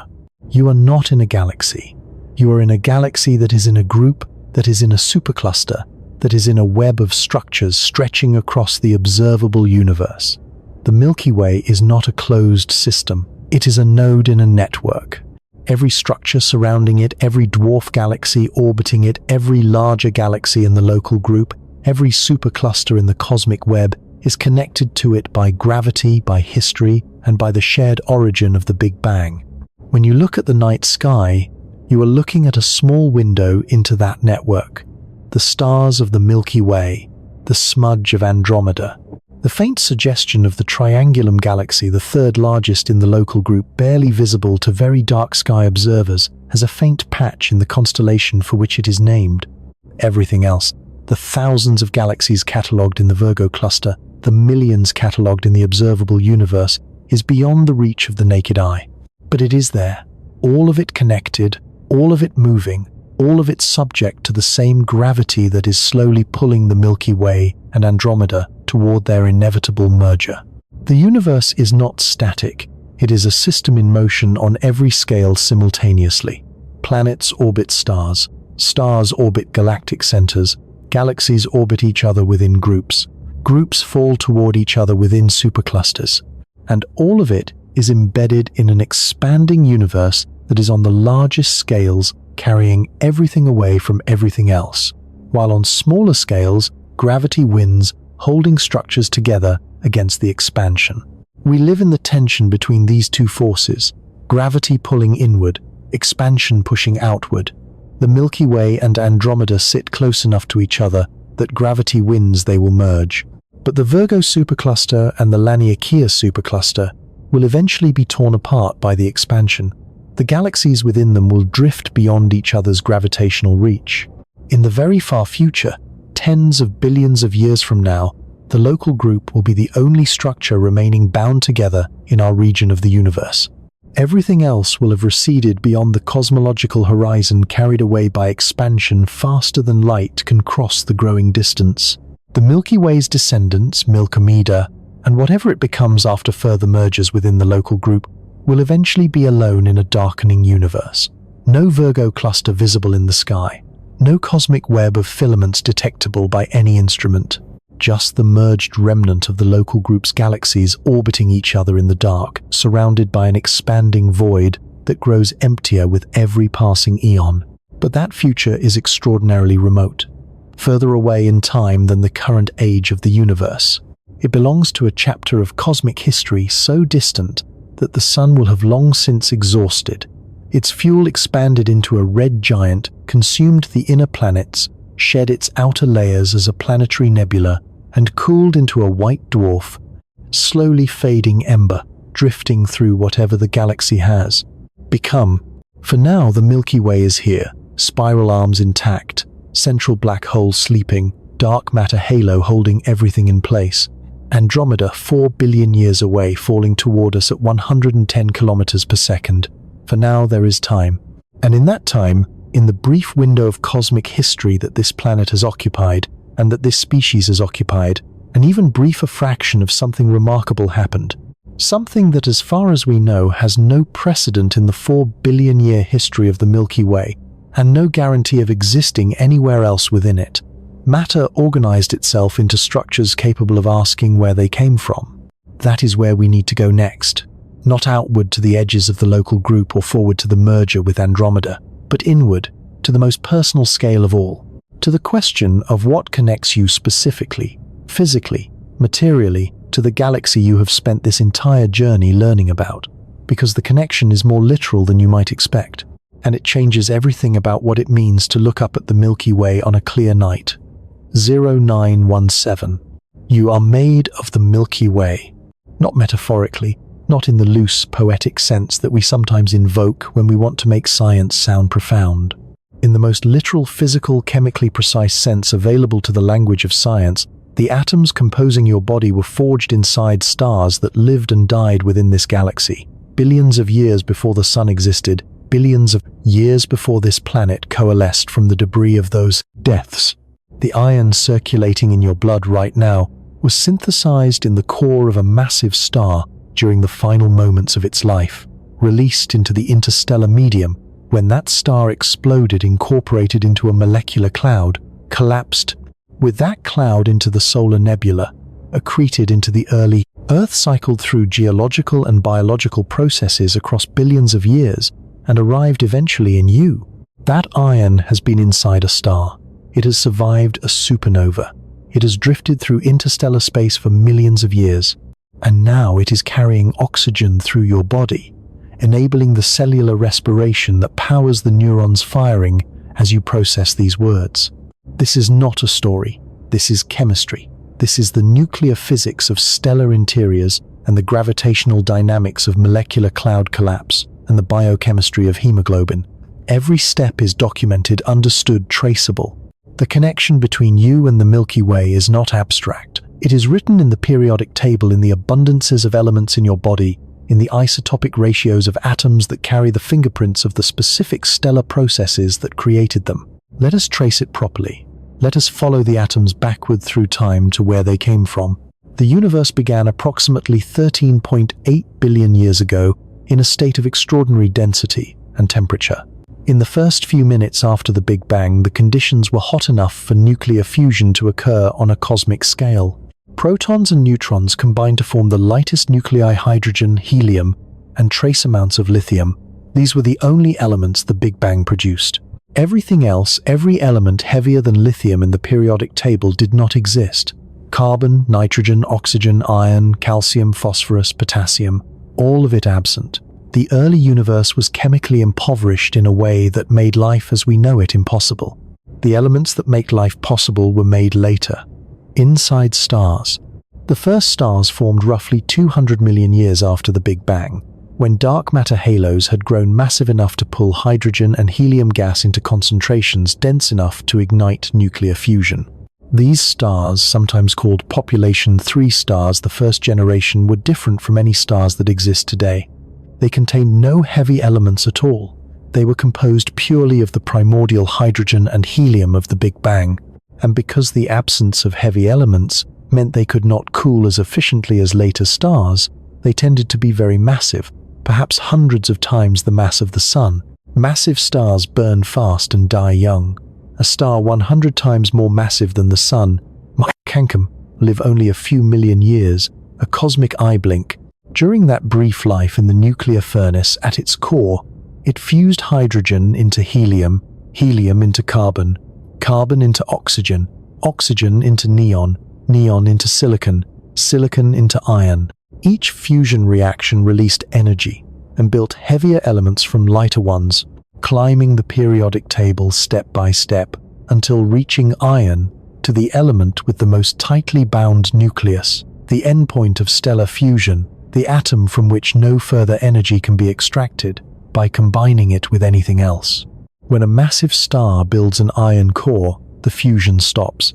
The energy source that has been holding the star up against the inward pull of its own gravity ceases. In less than a second, the core collapses. The outer layers of the star, suddenly unsupported, fall inward and then rebound in a catastrophic explosion, a core collapse supernova that releases more energy in seconds than the Sun will emit across its entire 10 billion year life. In the extreme conditions of a supernova, temperatures of billions of degrees, neutron fluxes of extraordinary intensity, elements heavier than iron are forged through rapid neutron capture: gold, platinum, uranium, silver. Elements that cannot be made by ordinary stellar fusion, created instead in the violence of a dying star's last moments, scattered across light years of space by the force of the explosion. The first generation of massive stars lived, fused, and exploded within a few million years of their formation. Their deaths seeded the early universe with the first heavy elements, small quantities sparse but present. The next generation of stars formed from gas that included these heavy elements, and the generation after that from gas enriched by those stars' deaths, and so on across billions of years and countless stellar generations, each cycle building up the heavy element abundance of the interstellar medium, each generation of stars leaving a richer legacy for the next. The Sun formed approximately 4.6 billion years ago from a molecular cloud that had been enriched by this process by billions of years of stellar birth and death, by the accumulated supernova of countless generations of massive stars, by the neutron star mergers that produce gold and platinum and other heavy elements. The cloud from which the Sun condensed was not pristine primordial hydrogen. It was a complex chemical mixture laced with carbon compounds, silicon grains, water, ice, organic molecules, and the full range of heavy elements produced by the galaxy's stellar history. The planets formed from the leftovers of the solar nebula, the disk of gas and dust that surrounded the young sun and did not fall into it.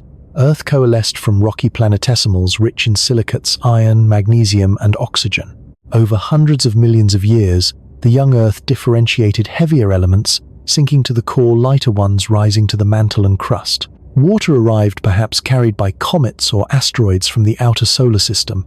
The atmosphere formed, transformed, evolved through the actions of geology and eventually biology. And on this planet, in this atmosphere, in these oceans, chemistry became biology. The transition from chemistry to biology, from complex molecules to self-replicating systems to cells, is not fully understood. It is one of the deepest unsolved problems in science. But what is understood is the raw material. The carbon that forms the backbone of every organic molecule was made in red giant stars through a process called the triple alpha reaction, in which 3 helium nuclei combined to form a carbon 1,2 nucleus. The oxygen you breathe was fused in the cores of massive stars. The nitrogen in your DNA was synthesized in stellar interiors and scattered by stellar winds. The phosphorus in your cell membranes was produced in supernova. The calcium in your bones was forged in the cores of stars that burned and died long before the sun was born. Every atom in your body has a stellar biography.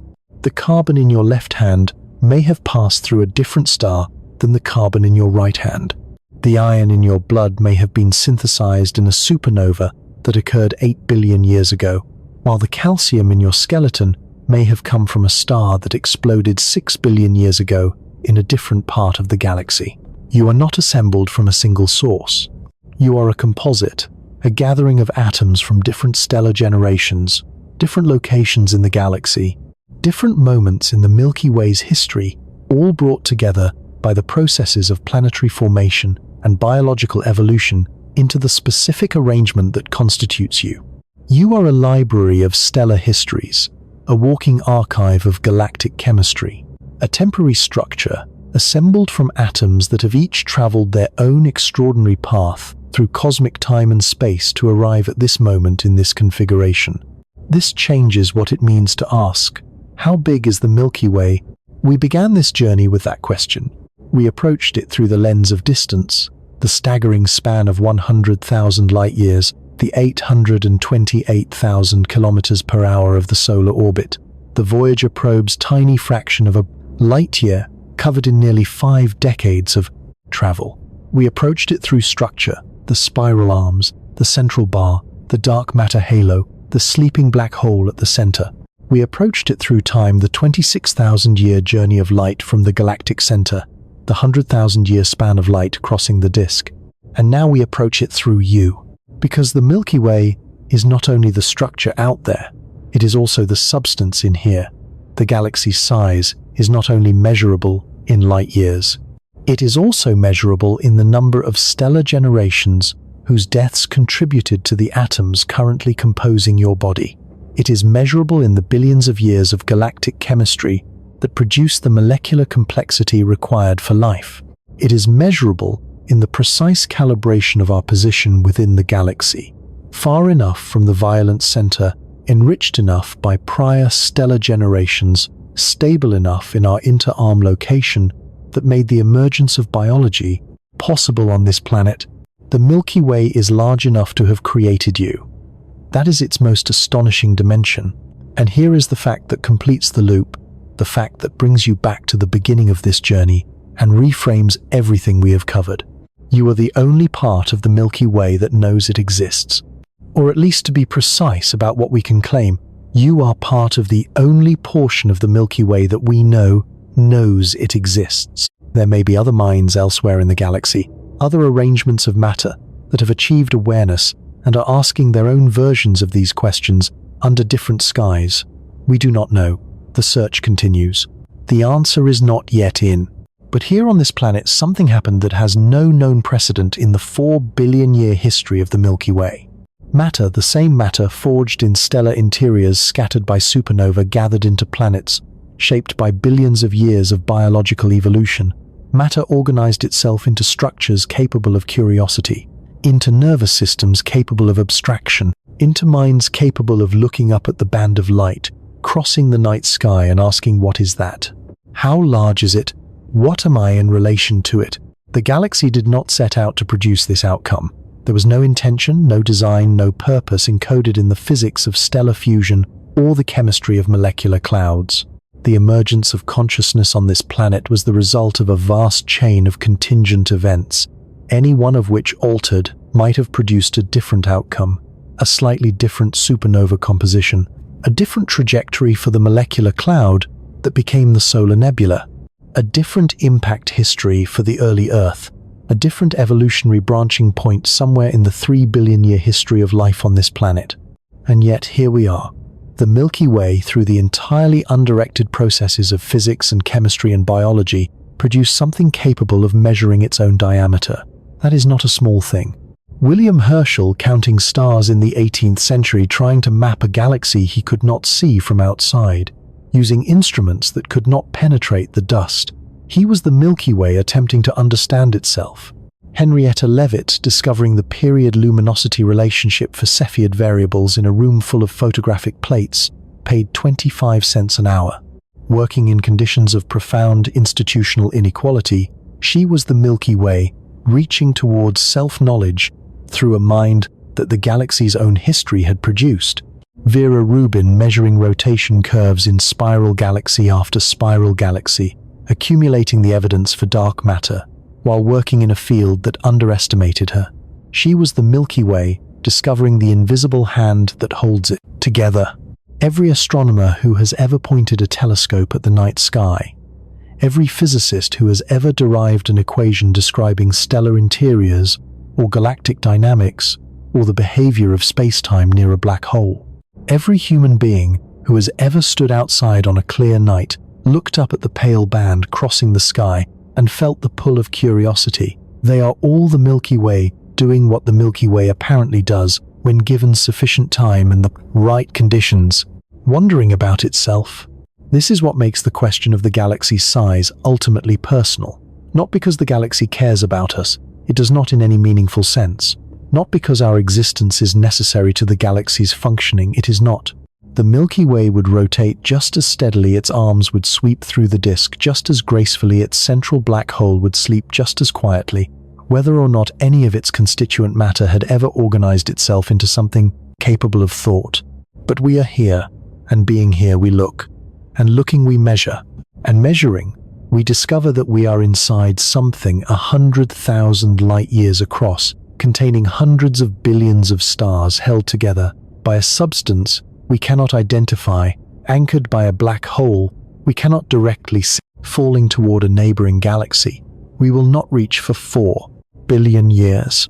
And knowing all of that, carrying all of that knowledge in minds built from atoms that were made inside stars, changes the experience of standing outside on a clear night and looking up. The band of light across the sky is not a decoration, it is not a backdrop. It is not something happening at a distance separate from you, belonging to a different category of reality than the ground beneath your feet and the air in your lungs.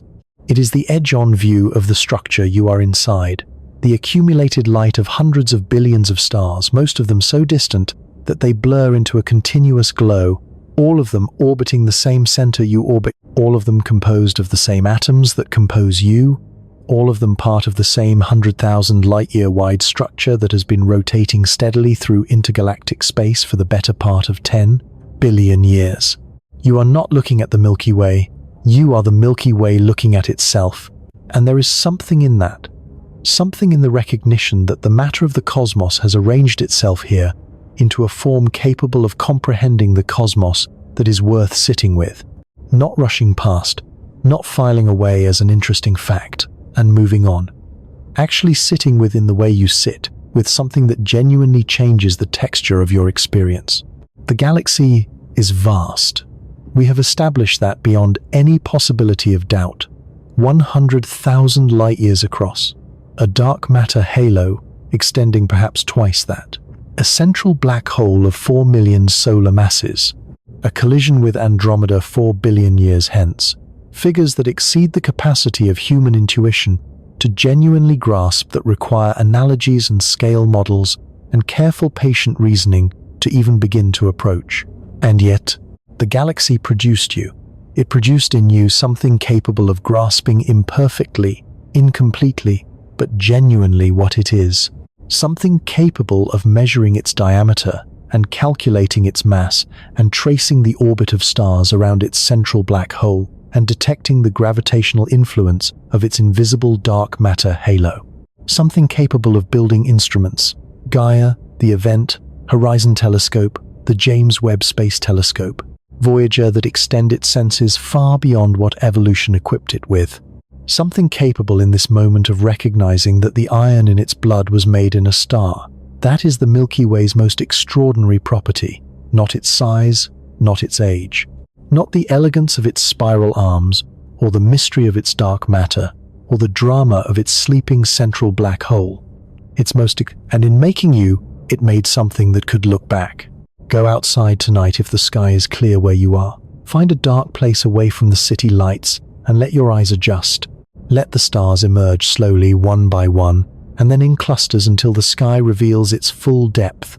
The bright stars in the foreground and the dimmer ones behind them, and the faint ones behind those, layer upon layer of light stretching back across thousands of light years. And then find the Milky Way, the pale band, the soft river of light arcing from one horizon to the other, the edge-on view of the disk you inhabit. Look at it, really look at it, not as a photograph, not as something you already know about and can therefore dismiss. Look at it the way Galileo looked at it through his crude instrument in 1610, when he first understood that the glow resolved into individual stars. Look at it the way the ancient Finns looked at it, the pathway of birds. The way the ancient Greeks looked at it, spilled milk from a goddess. The way every human being who has ever stood under a dark sky has looked at it, with the sense that it is immense and ancient, and that you are somehow in relation to it. You are more in relation to it than any of them knew. The atoms in your eyes, as they receive the light of the Milky Way, were made in the Milky Way. The neurons processing that light were built from carbon and nitrogen and phosphorus, forged in stellar interiors. The curiosity that makes you want to understand what you are seeing, that too, is a product of the galaxy's history. The outcome of billions of years of stellar chemistry and planetary geology and biological evolution that the Milky Way, through entirely physical processes, somehow managed to produce. You are not separate from the galaxy. You are a temporary expression of it, a brief, local, extraordinarily improbable arrangement of its matter into a form capable of wonder. The galaxy is 100,000 light-years across and 10 billion years old, and contains more stars than you could count in 1,000 lifetimes, and is held together by a substance whose nature we do not know and is falling toward. Andromeda, at 110 kilometers per second, and has a sleeping black hole at its center, and 4 spiral arms sweeping through a disk of gas and dust and ancient starlight. And it made you, and you looked up. That is enough. That is more than enough. That is in fact everything. The warmth of the atoms in your body, atoms that have burned in stellar cores and drifted through interstellar space and collapsed into planets and cycled through oceans and been breathed by every living thing that has ever existed on this, the world that warmth is here now, in this moment, in this brief arrangement of matter that looks up and wonders. It is extraordinary, it is temporary, and it is yours.